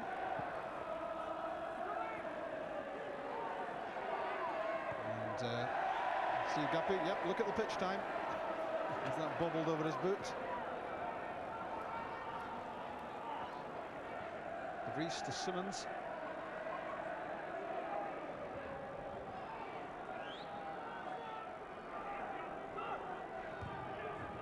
McKenna. Back to Webster. Former Arbroath player. Simmons chasing. Larson cleared. And Presley. Scott Severin. Short with the pass from McMullen. And now there could be problems for Hearts. With a gap charging through the middle. Larson to his right. And here Chris Sutton to his left. That's for Larson! What a chance for the hat-trick. Can't believe he missed it. That's brilliant from Celtic. Didier Agat managed to nick the ball, drive forward into space, good pass to Chris Sutton, great awareness, magnificent delivery. And Henrik again didn't hit the target. I think he's saying to himself he should have headed it, and he could have been a diving header. But great play, great move from Celtic. You're going to put some money there on another Larson hat-trick. Great delivery from Sutton, the driven cross. It was on a plate. You can't, well, I certainly can't criticise Henrik Laursen, the other Laursen. Such has been his amazing scoring record. Kevin McKenna against Jos Valhaden, number 5 against number 5.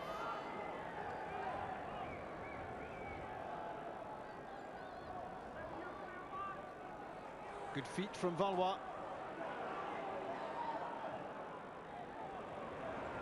Now Stilian Petrov has found himself some room.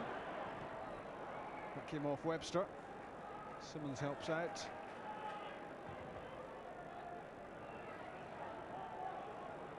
Valhaden's header. Given away by Agat. McMullen. Nipped off his toes by Lennon.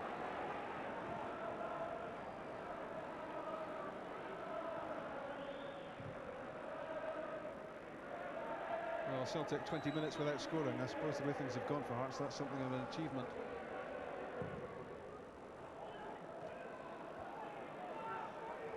Chick, substitutions? Yeah, Celtic are going to make the first of what I'm sure will be, well, I think all 3 will be used this afternoon. Stilian Petrov about to be removed from proceedings. Alan Thompson will be introduced. And I'm sure that after a little chat, there's John Robertson and Martin Neal and Steve Walford having a powwow. There will be further to follow, Rob. Liam Miller is one of the Celtic subs today. I haven't seen too much of him. He's an Irish under-21 international, featured in the UEFA tie against Saduva. Valois pass deflected to McMullen. Played away by Valhaden. That was Andy Webster. That was Neil Lennon. Now Stilian Petrov. That's great vision. Threading the pass through for Steve Guppy. Only Larson in the box at the moment. And Steve Guppy, when the ball spun off Alan Maybury, didn't know where it had gone. I think it might have been a handball with just the one hand.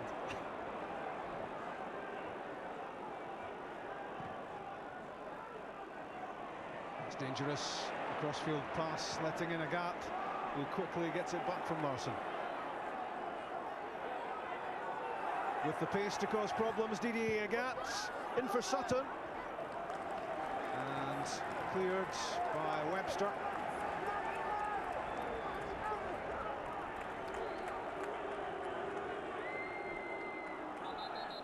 And you can sense Celtic beginning to rouse themselves again, Sandy. Yeah, they've took the foot off the pedal a little bit, haven't they? But they're so, it's also so dangerous and so good going forward.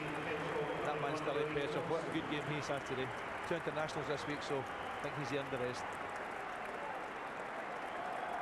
Obviously heard he was a nomination for the Man of the Match award, so Petrov's gone off. And Alan Thompson on, nudged out of the starting lineup by Steve Guppy.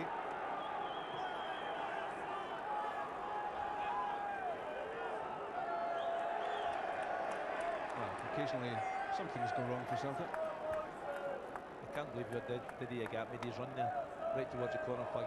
He could only be offside. Paul Lambert no option but to try and find him, but well offside.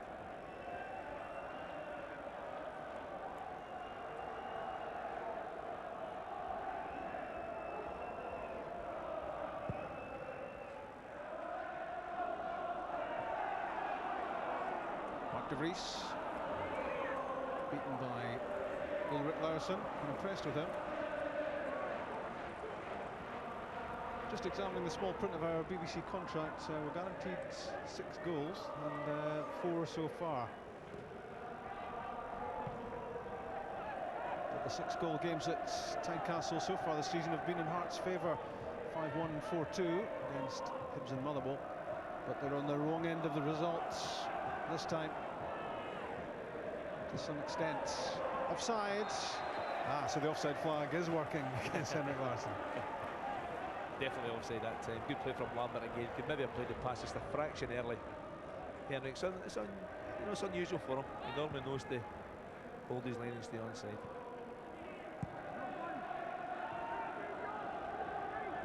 McKenna, a loser for Canada on Tuesday. And he's going to be a loser here for Hearts. And it's good defending from Jos Valhaeren. Always in command, always knew what was happening round about him. Celtic will have scored 4 goals today. Their defending's been excellent as well. Valhaeren, Balde and Larsson have all been very, very efficient, apart from the Balde slip in the first half.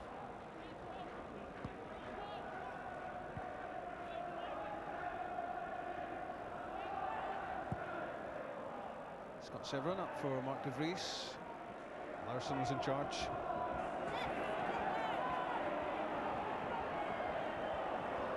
Chris Sutton is so composed on the ball. It takes so much shifting off the ball.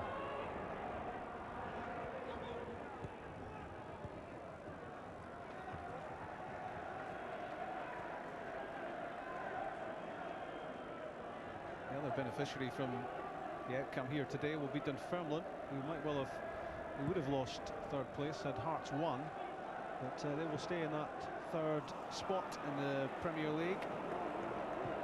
A fact which will not have escaped all Pars fans.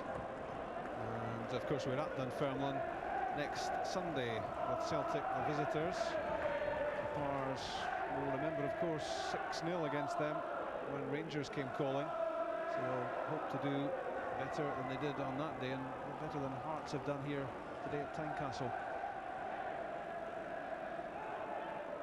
But it's a tall order against a Celtic squad, which is the team. A squad packed with experience, packed with ability.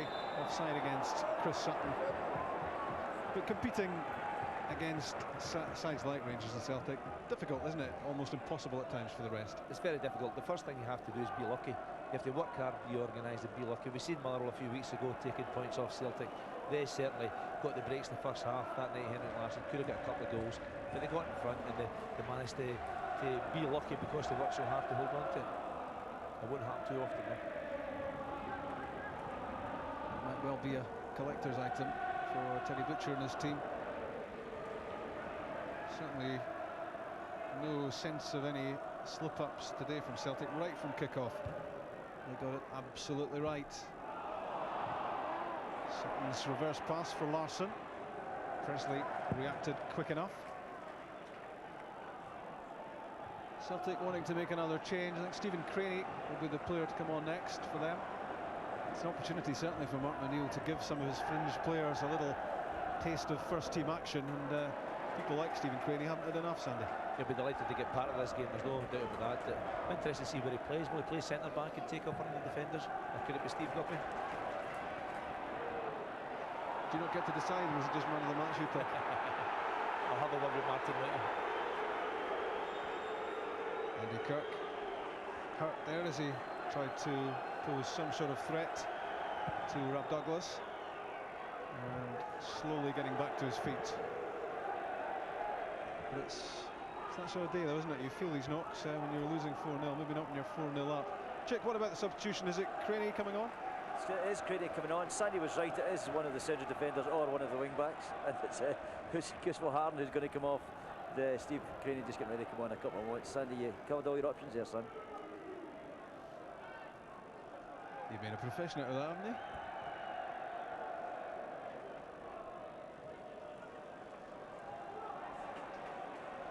Good work from Simmons.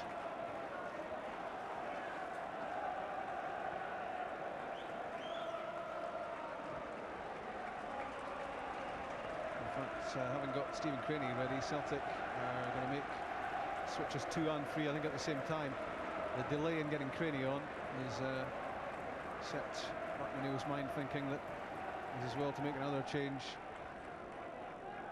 Wonder if it's to be Wales' hero in midweek, John Hartson.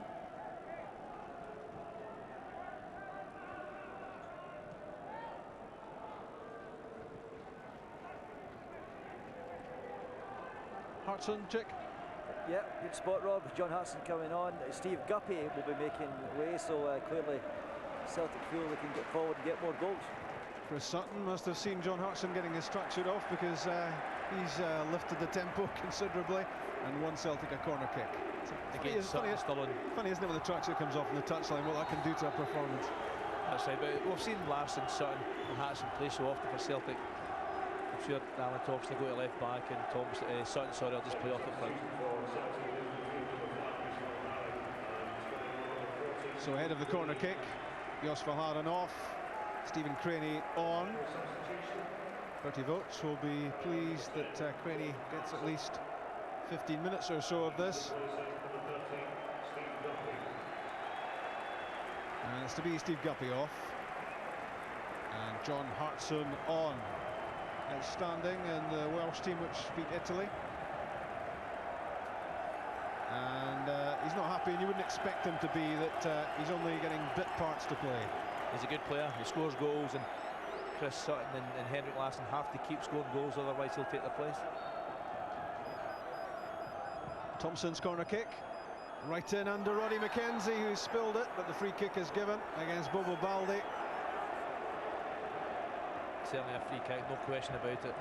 Bobo there, his eye on the ball. He certainly knocks into Big Roddy just a little bit late. Certain free kick. He was always jumping straight at the keeper there rather than for the ball. Not a difficult decision for Kenny Clark to make. And a flurry of activity in the Hearts technical area as well, Chick. Very busy down here. That's Gary Wales going to come on, straight replacement, you would think, for Stephen Kirk up front. On the ball, Jean-Louis Valois. Now Scott Severin fancies a shot at goal, but it's wide. Was it deflected wide? Scott Severin certainly thought so. He's certainly looking for it. You can always tell by players' reactions. Scott certainly catches it well. Yeah, I think he's got an argument here. Come off Stephen Craney's back. Substitution for Hearts, leading midfield number 10, Andy Kirk. And he's been replaced by number 15, Gary Wales.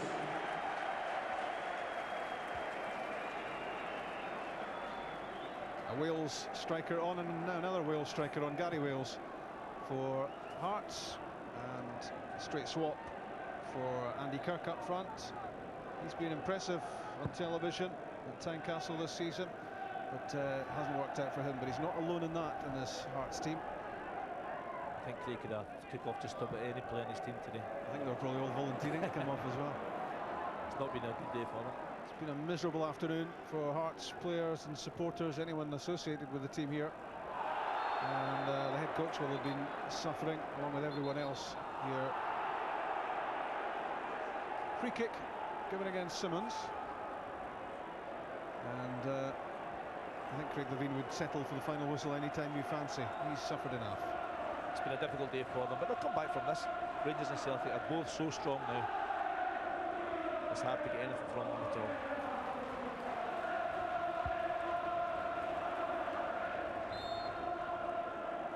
Alan Thompson with the free kick off the wall.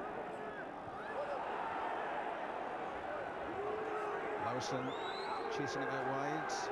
And even at this stage of the match, Celtic don't know what giving up means. No, they wouldn't give up. They'll keep going for more goals. They wouldn't press just as much as they do in the early part of the game. They'll still take the opportunity if it comes along.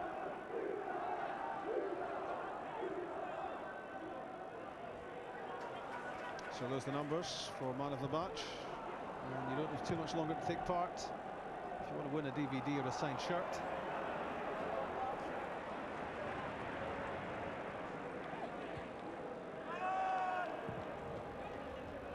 Balde had to hurry. Gary Wales was putting the pressure on. If indeed pressure is something that Celtic have had to cope with here today, because they've had it all pretty much their own way. And that was just the sort of scenario that Hearts were fearing, because they went into this with so much confidence. A buoyant Hearts team, but they've just been swatted aside here by Celtic. It's all about Celtic. They've played so well, so determined.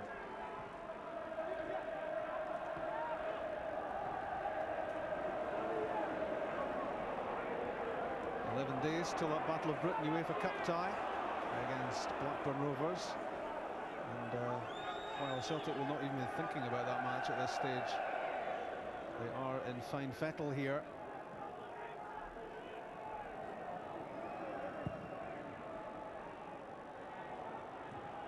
Balde wasn't waiting for the ball to arrive. De Vries was, and that's why Balde won it. But possession given away to Scott Severin.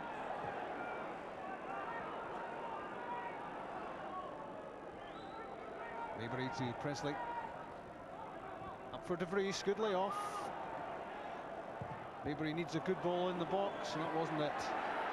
Scott Severin shot blocked by Lambert.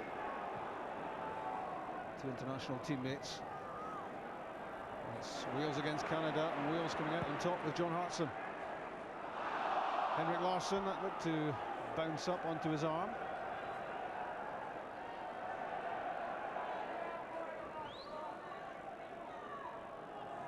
Valois, a pale shadow of what he might have contributed to this match. Mullins cross, and that just about tells the story of the match for Hearts. An aimless looking cross and nobody near on the end of it.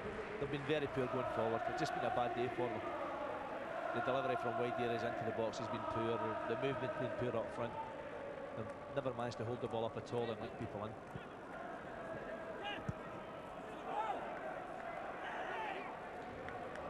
Inside the 81st minute at Tynecastle, and if you only switched on in the second half, let me tell you that Chris Sutton and Stilian Petrov had Celtic 2 up in 9 minutes. Henrik Larsson made it 3 and then 4. With his 16th and 17th goals of another productive season. And Didier Agat knows he doesn't have to try too hard to let that one drift out. Gary Wales gave it up early on. And if Hearts look dispirited, and if their supporters look dispirited, then that's because they are. They've just got to forget this one. Just go on with the next game and try and pick up the pieces from there.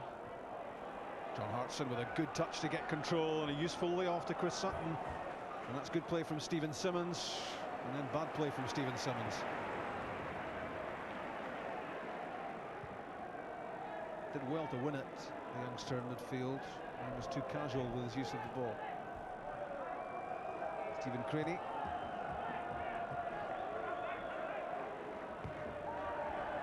In for Larsson, tried to turn that one back for John Hartson, but he was offside in any case.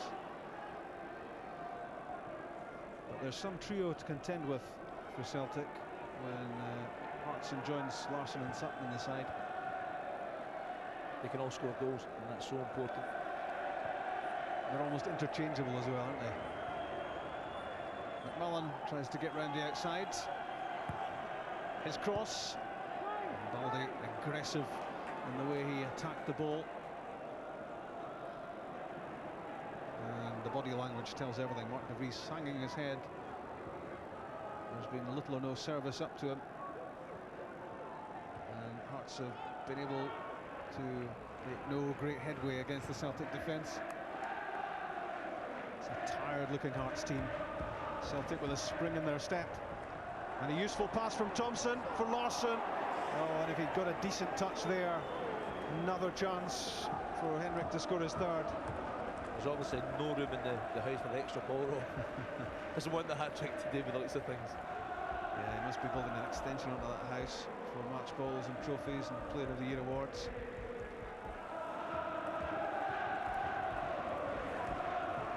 But I wonder if he has to make some room for another Man of the Match award here. We won't find out quite yet.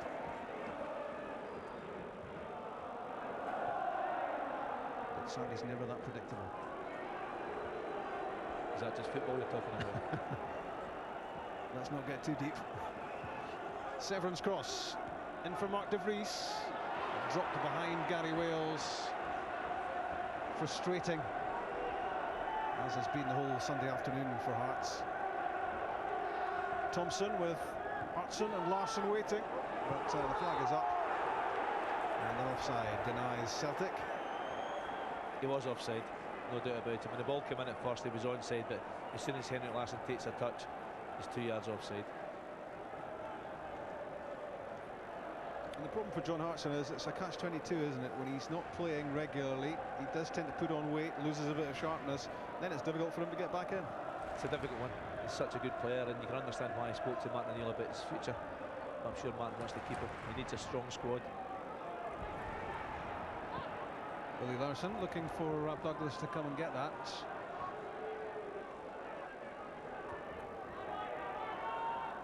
Craney, Sutton.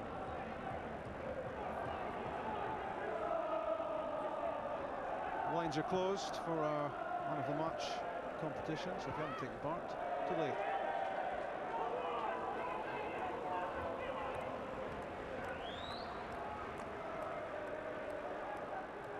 Maybury to Presley.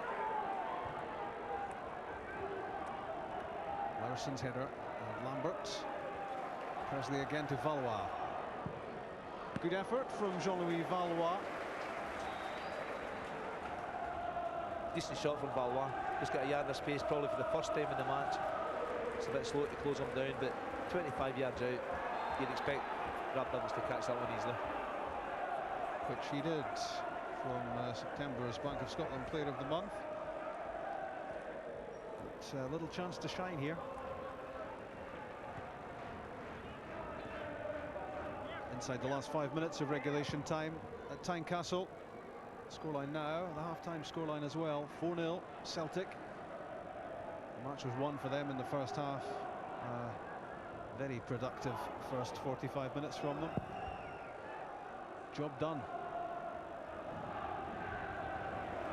And they're now breathing down Rangers' neck again, the top of the Premier table.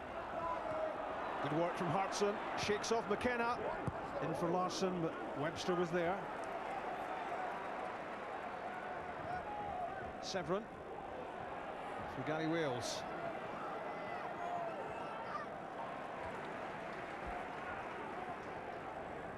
Very capable defending as well from Larsson. He's had a good game.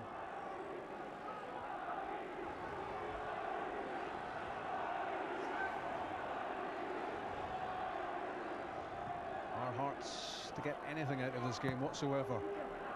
Valois' cross beyond the far post, no one there for the home team.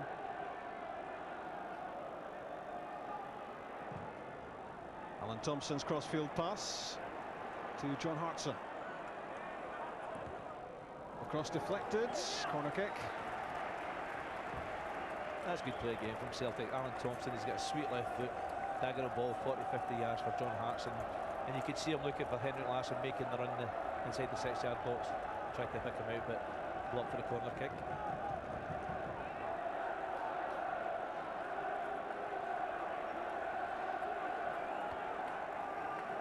Celtic looking for goal number 5. Thompson's delivery, Balde missed it, and the whistle had gone for a free kick anyway. And certainly a push again, Bobo Balde again trying to find that yard of space. Just enough, just a tug more than anything else on McKenna.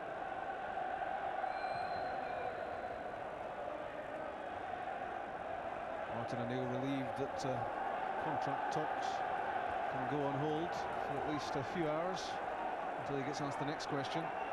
Obviously a few minutes. Yeah, I was exaggerating there.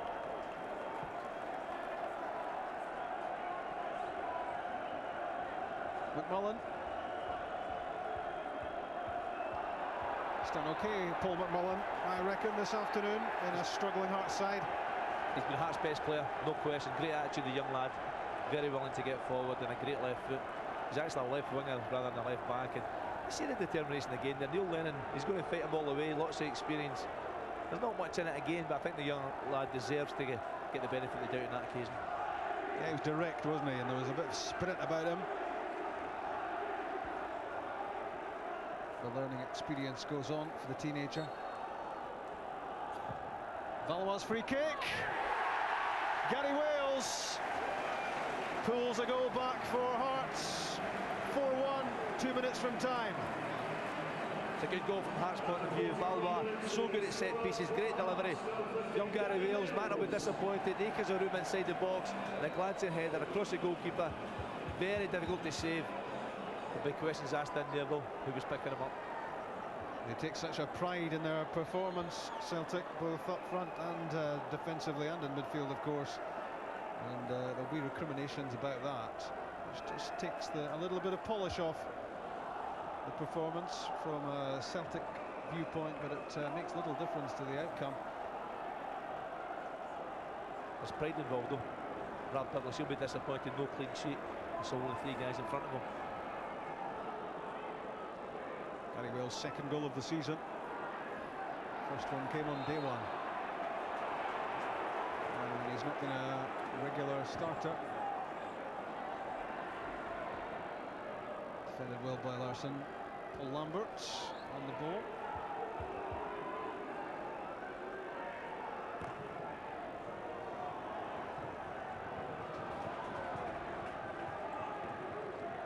Man of the match, Sandy? There's a few contenders all in yellow jerseys today. Celtic just don't have a bad player in their team today. But you look at Larsson, who's played very well, got his goals, but for me, Paul Lambert, he's been exceptional today. Played very well, ran the show, great attitude, unsung hero, but his teammates know his value. Celtic skipper, Scotland skipper, and always delivers everything. Polished performance from him. He's the man of the match, so if you picked him, you're in with a chance of getting the big prize. The prize of 3 Premier points is Celtic's and was Celtic's long ago. Full time at Tynecastle, and Martin O'Neill moves again to within touching distance of Alec McLeish at the top of the Premier table. Celtic back to just a point behind Rangers. Chris Sutton had them ahead early on. Stilian Petrov got number 2. Then it was Henrik Larsson adding to his season's tally.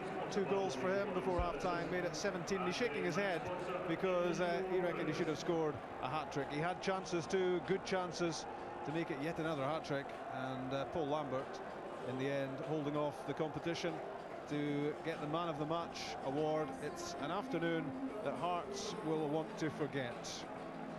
The goal at the end gives them little compensation for a low-key and a below-par performance from them. They've been doing so well, but in all reality, they were swept aside today by a thoroughly professional Celtic side who knew exactly what they wanted right from the start and went out to get it.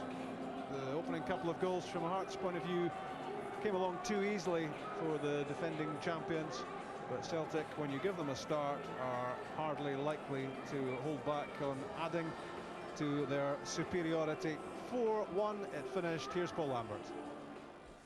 Paul, it's I have to say a stroll in the park. I know you always give your fellow professionals a bit of respect, but a stroll in the park for Celtic, certainly that first half today. It's only easy, I think, when you go about your business, and all credit to the team. I think we played really well first half, especially where the game was finished, you know, but all credit Hearts, they come out in the second half and make it hard, but I think when you work for it, and the way we done the first half, we deserve to win. I suppose some Hearts fans and maybe some of the players feared that the roof might fall in, and some would argue at 4-0 at half time it had done. Is it difficult to motivate yourself and lift it again in the second half when you're 4-0 up at half time? Yeah, it's hard. Don't get me wrong. It's very hard when you're up that considerable amount of lead and you tend to take your foot off the gas a wee bit. But I'll credit to. I thought we still played really well. Just going to get the more goals that we wanted, and we let a sloppy one in at the end. But it's a good 3 points coming here. Yeah, the whole team performed so well, and you've got such assistance in the midfield from still in Petrov, who was substitute, but a great game. It's fantastic. I mean, he's playing really well right now. Neil Lennon as well. I think it was a fantastic day for us. As to the other ones, I mean, as a team we played really well, and I think we deserved to win the game. Over the seasons, this has gone both ways, Paul, with you and Rangers. That sometimes you're playing catch up, sometimes it's them. Yeah. Do you prefer it? Would you rather? I mean, the Rangers could sit and watch this game today, following the knowledge they'd done the business yesterday. Yeah, but at the same time goes, we've had the advantage where we've played on the Saturday and the Rangers had to catch up with us, and there's no pressure, there's no doubt about it. When you're playing on Sunday and your rivals have won, you know you've got to come here, especially here, it's a hard game, and win. But I thought we played really well, and it keeps it going. What does all the speculation over Martin O'Neill's future mean to you and the rest of the players? No, I try and hope for the club's sake that the manager stays. He's turned it around, as is Robbo and Wally. I think we've all said that the team have been fantastic for us in the last few years, and we'll do our utmost. Hopefully the club can convince them to stay, and because we've a really good side here, and hopefully we can build on what we've achieved in the last 2 years. An ever-growing wine cellar, more Bank of Scotland, man of the match champagne for you. Hopefully you've round for the party, Paul. Thanks very much. Thank you. Cheers. Thanks. Yeah, Paul Lambert played very well, Celtic played very well, and I suppose, Gordon, it just underlines again, on a day when Hearts went in with some confidence, some optimism, the gulf that exists between the old firm and the rest. Yeah, there is a gulf there, and it was shown in the first half. I think the factor is that if you're a manager of one of the teams outside the old firm, you've got a choice to make. You're playing at home, and you need to consider, do we play the way we normally play and get results, or do we have to take into consideration we're playing one of the big two and change our system? He did it at half-time, Craig Levein. He went to the same system as Rangers. He matched up at the 3-5-2, and they got the reward. You could say that Celtic have already got the game won. They've taken the foot off the gas, as Paul Lambert said there. They're not really pushing forward as much. They could still have scored some goals, but it was a much tighter affair in the second half. And I think that Celtic's system, the way they play and the players they've got to play that system, sometimes you've got to go out first and foremost and just change the way you play and make sure you make it difficult for them to play the right way, because if you don't do that, what happened to Hearts can happen to you. Yeah, even when you're at home, Derek, even when you know you've been playing well, you still have to take into account you're playing one of the big two, I suppose. And we're not criticising Craig Levein for that. He had to go with a system that served his team well, but it didn't pay off, obviously. Of course he's thought they've been unbeaten at home, we'll go the way we've been going. And if you look at Celtic team, they get all their supply from the wide guys. That's where their danger comes from, the wide guys getting balls into Sutton and Larsson in there. And I felt the second half was better suited. They were matched up against them. Yeah. As Gordon said earlier, it was 3 against 2 in the midfield, and we just overran. But you look through Celtic's side there, Dougie, and you just look at the players they've got. There isn't a kid in the team there. And Hearts, no disrespect, it's no disgrace to lose it against any of the old firm. No. And they've got a team, a lot of kids and a very young side, the Hearts side. So it's no disgrace to lose against Celtic. No. Let's look back over the story then of this 90 minutes at Tynecastle this afternoon. It finished a very comfortable 4-1 win for an impressive Celtic team, and you could argue, I suppose, the game was all over after 9 minutes, by which time Celtic were already 2-0 up. First of the goals coming after just 3 minutes. And Paul Lambert, I wouldn't argue with his man of the match, Gordon, but I tell you what, Chris Sutton must have run him close. Yeah, he did. I mean, we're getting a lot of emails and texts about Chris Sutton. They feel that Hartson should play before him. Hartson did well when he came on, but Sutton certainly answered a few of the critics today. MD doesn't think he's good enough to play. He had a fine game, and that was a great start.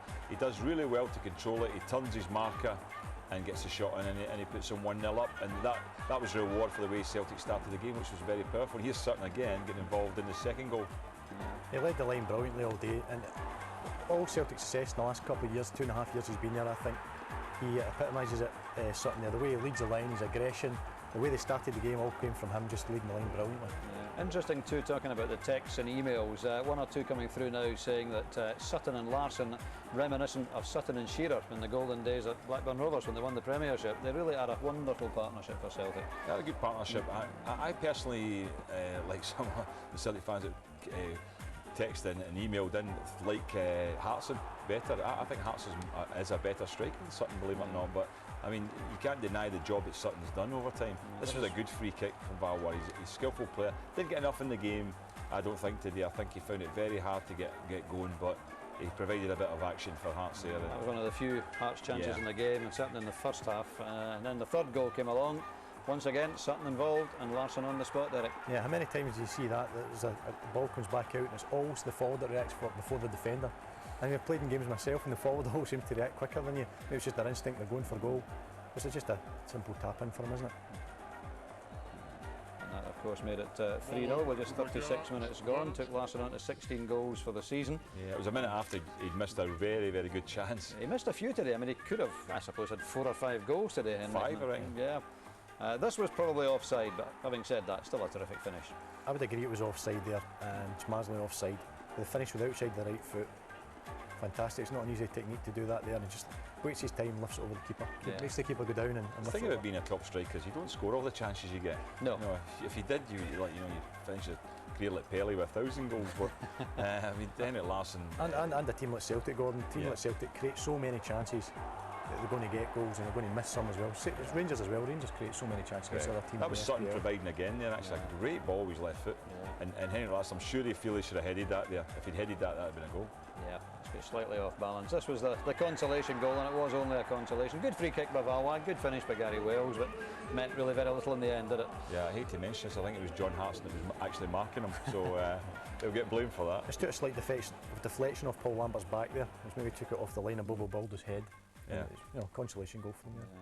Hearts perhaps shouldn't get too down about things, Gordon, No. as we've said though. I mean, they've been run over by a better team, and they've just got to forget that. Say, well, we're still having a good season, let's pick it up again. I agree with that. I mean, they haven't got third spot. They could have, if they'd won today, they were going to go back third. I'm firm enough taking over there. But I still think that they've been tremendous this season. Hearts are always good to watch, and that's against Celtic. They lost to Rangers already, but against the other sides in the league, where there's not much in it, these players who didn't quite get a grip of the game today will be very important. Valois, De Vries, Kirk, all these people. So I think they have to forget today's game and get on with it.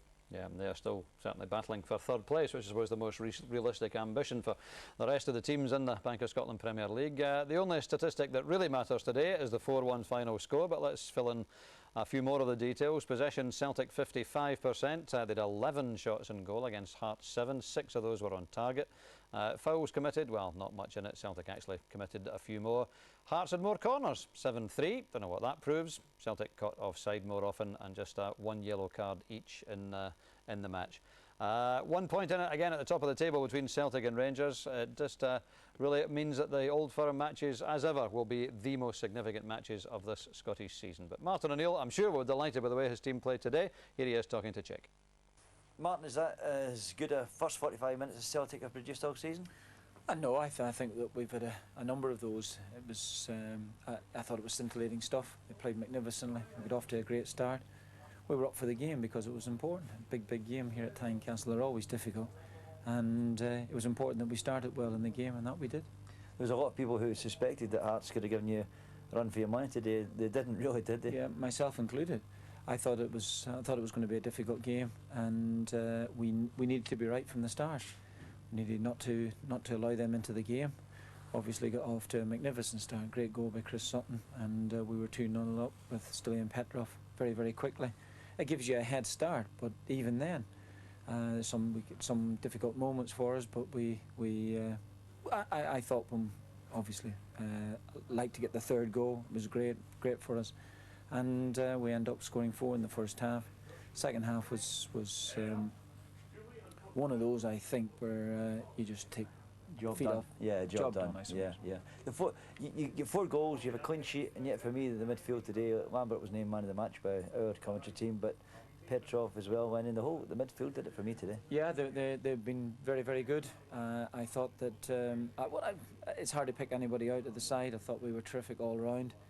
It was a big effort indeed here because Rangers having won yesterday, and important for us here, important. And I'm delighted we've won the game. And you've got the squad system working. Guppy in today, Thompson came on. I mean, that's what you want, isn't it? Well, we had a couple of injuries. Momo Silla got injured, and Didier Agat played here today, but that was Didier getting back to his best again. He's had said to you often enough before, stop-start pre-season, and Momo stepped in, took his own chance, took it brilliantly. But Didier is an absolutely top-class player for us. He's getting his confidence back. I thought he was terrific for us today, as were most of the side. Sorry, I'll rephrase that. All of the side were terrific. Thanks, Martin. Well done. Thank you. And thanks too to all of you for all your texts and emails raising some very interesting points. I noticed you saw one going through there, gone from a Rangers fan saying, why are we going on so much about Arteta? Petrov's actually a better player, and that's coming from a Rangers fan. Yeah, he says he's a Rangers fan. Well, you believe that, but yeah, I think there are two players to admire. I mean, we were talking about the play earlier on, looking at the Rangers game. I was at the game yesterday, and Arteta was a joy to watch. But Petrov is a different type of player, but he's also a very good player. He's a strong running player. He does create, bursting through from midfield. He can score goals. So he's also an excellent player. But I think you can mention both. You don't. Just a shame neither of them are Scots, actually. Well, exactly. That's the real regret, isn't it? Because they were the two players. Remember, I think before the Old Firm game, they were the two players that I picked out in order to look before the match. So I admire both these players. So I don't see why you can ignore Arteta just because you think Petrov's a better player. But I still like to be convinced that guy's a Rangers supporter.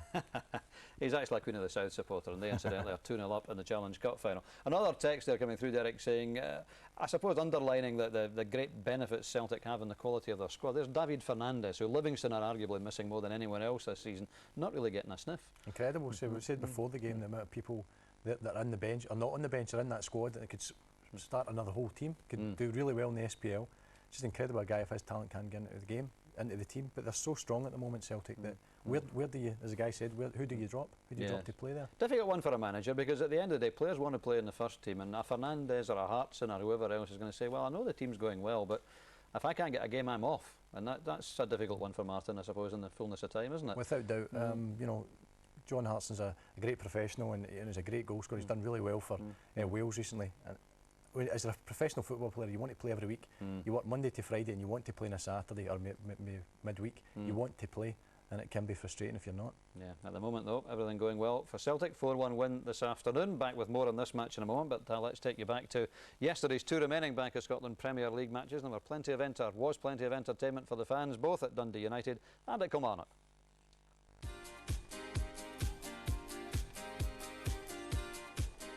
Of course, it's far too early to talk about relegation, but in the first half at Tannadice yesterday, it wasn't hard to see why these two sides are propping up the rest of the SPL.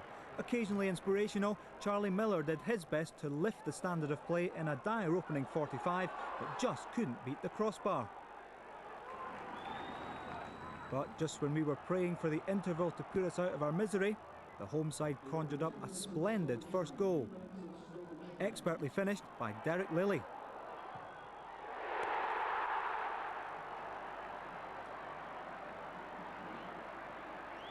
Stephen Thompson did all the hard work, breaking away after Livy had a corner at the other end, and Lilly's left foot didn't let him down. Then the real action started in a truly wonderful second half. United looked to have all 3 points safely tucked away when Jim McIntyre pounced for number 2. Slack defending from Livingston as Stephen Thompson flicked on the long throw-in to create the chance. An hour gone and 2-0 down, Livy threw on all their subs and started a remarkable comeback when Gary Boland literally almost burst the net with a perfectly executed volley. United failed to deal properly with the corner, and from being out for the count, Livy were back on their feet. Another big counterpunch was coming as well, as United staggered on the ropes. The equalising goal was sheer class, created and executed by Barry Wilson, with a little help on the 1-2 from Rolando Zarate. The goal of the game, and Livingston, amazingly, back on terms.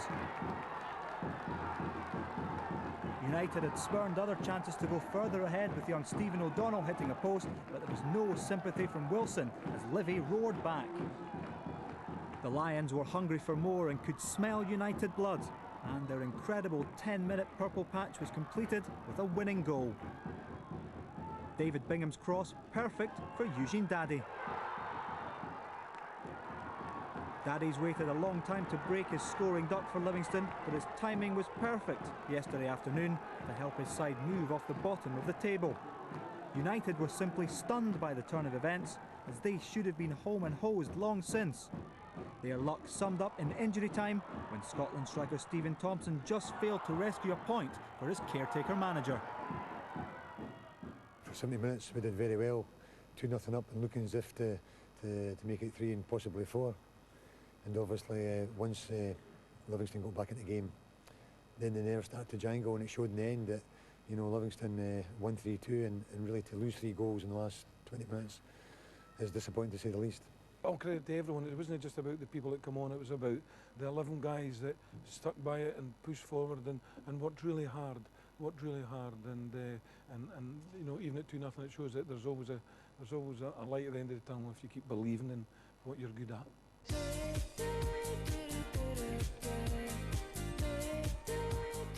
Dunfermline hadn't recorded a win at Rugby Park for 10 years, but played a counter-attacking tactic that unsettled Kilmarnock during the first half. 2.5 minutes before the interval, the breakthrough came from Craig Brewster. The first touch wasn't everything it could have been, but the finish was perfect. Into the second half, Killie equalised with what looked like a brilliant goal from Greg Shields.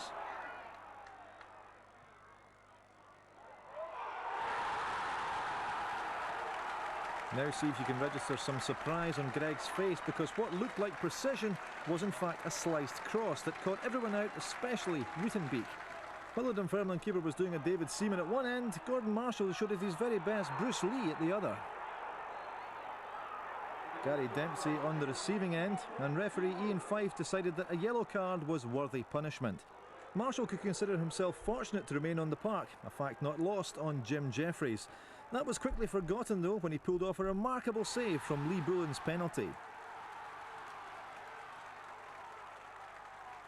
Just as Marshall had made amends, Lee Bullen did too. Just before the hour, despite some desperate defending and a good save from the Killie stopper, Bullen slotted his 4th goal of the season with some venom.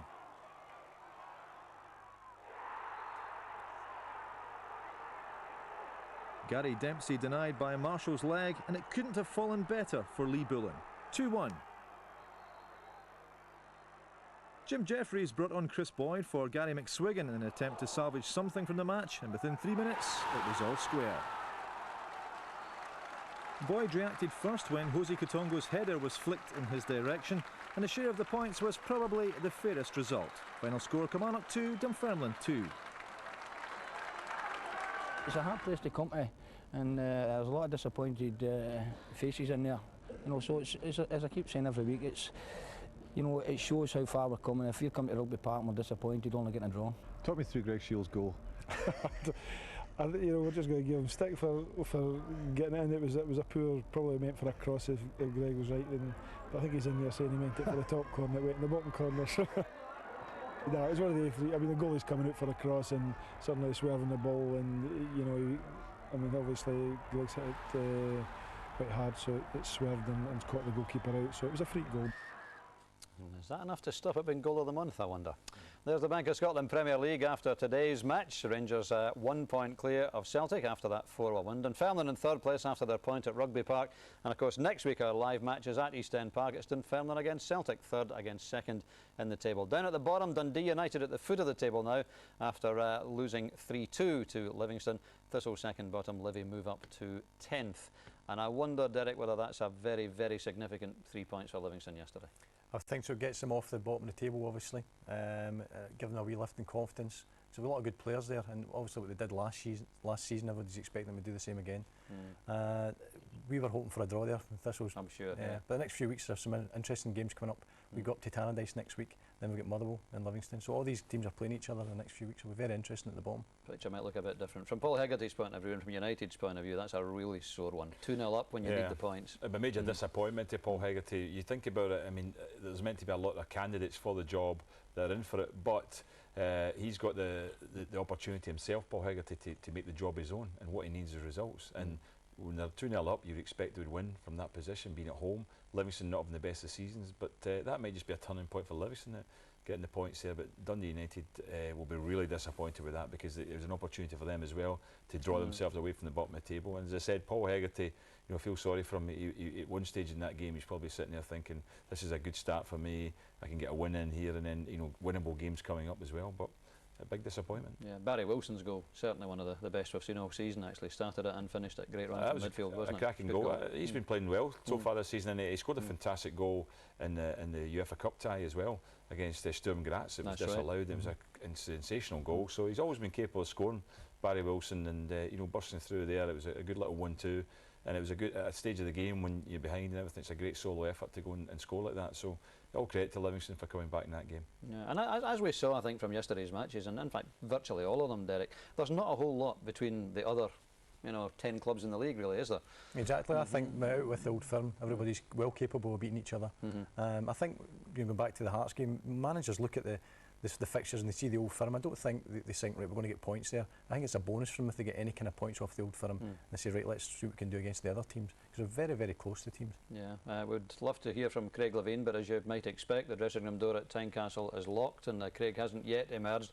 And it's all very well us sitting here, Gordon, and saying, well, he shouldn't be too upset. After all, Celtic Rangers, we know I've got a little ahead in the rest, but they can't take that attitude. He's got to be annoyed at some of the goals his team lost today. His team lost bad goals, but there's always two elements to every goal scored. There's always a defensive error as well as a good bit of attacking play. I would imagine most of Craig's talking would have been done at half-time, because in the first half, Hearts didn't really compete enough. They didn't do well enough to defend it pretty shabbily. But in the second half, it was a lot better. But he had a big responsibility in that as well, Craig Levein, because he changed it around in the second half. He's changed his system. He's trying to go against Celtic head-to-head and same sort of system, stop them playing. And it seemed to work to a certain extent. And as I said, it's a big, I would say, question before a game with a manager when you're at home. What do you do? Do you go, say, your own way of playing and see if you can beat the Old Firm? And I think he's right to do that, probably, because if he changed it and lost 4-1, the fans have been saying, why not play the way we normally play? We've been playing well. So you probably have to stick to your own system to begin with. But Hearts will come back. I think Hearts are a good, exciting team to watch. And as Derek said, there's not much at all between the rest of the teams. Outside the Old Firm, there's a small gap between all the sides, and they're all capable of beating each other. Yeah, I think we've seen that. Good news if you're a Queen of the South supporter. Congratulations to John Connolly and everyone at Palmerston, because they have won the first trophy of the season, the Scottish League Challenge Cup final, the Bells Challenge Cup. Finishes Brecon City 0, Queen of the South 2. Derek Lyle getting a second 2 minutes into the second half after John O'Neill had scored just before half-time, and they'll be celebrating there, I'm quite sure, at Broadwood. Brecon 0, Queen of the South 2 is a final score. We hear that Craig Levein has emerged from the dressing room at Tynecastle. Here's what he had to say about this afternoon's match. Craig, obviously almost bed and breakfast in that dressing room after the game. I'm sure you had a lot of anger to give to your players. But I was annoyed, I think, about the first half performance. I think to give Celtic the start that we did, I think, made it extremely difficult for us to get back in the game. How on earth could that happen, given the way you've been playing recently? Yeah, we're almost caught cold. A goal in the first 2 or 3 minutes, and it's something that we've spoken about, being alert early on, and that's what cost us. We went. All credit to Celtic. I thought they were a different class today. I think they passed the ball well. They worked extremely hard, and they thoroughly deserved to beat us today. Briefly, Craig, do you expect if team changes, big team changes next week? No. I mean, I think in the second half we improved. I'm not happy with the results, but there was a definite improvement in the second half, and we've not got a hell of a lot of players, so we'll be looking along the same lines for Wednesday. Thanks, Craig. Okay, cheers, Jeff. Yes, Craig Levein putting a brave face on this afternoon's 4-1 defeat. Couple of FA Barclaycard Premiership latest to give you before we go. Those are both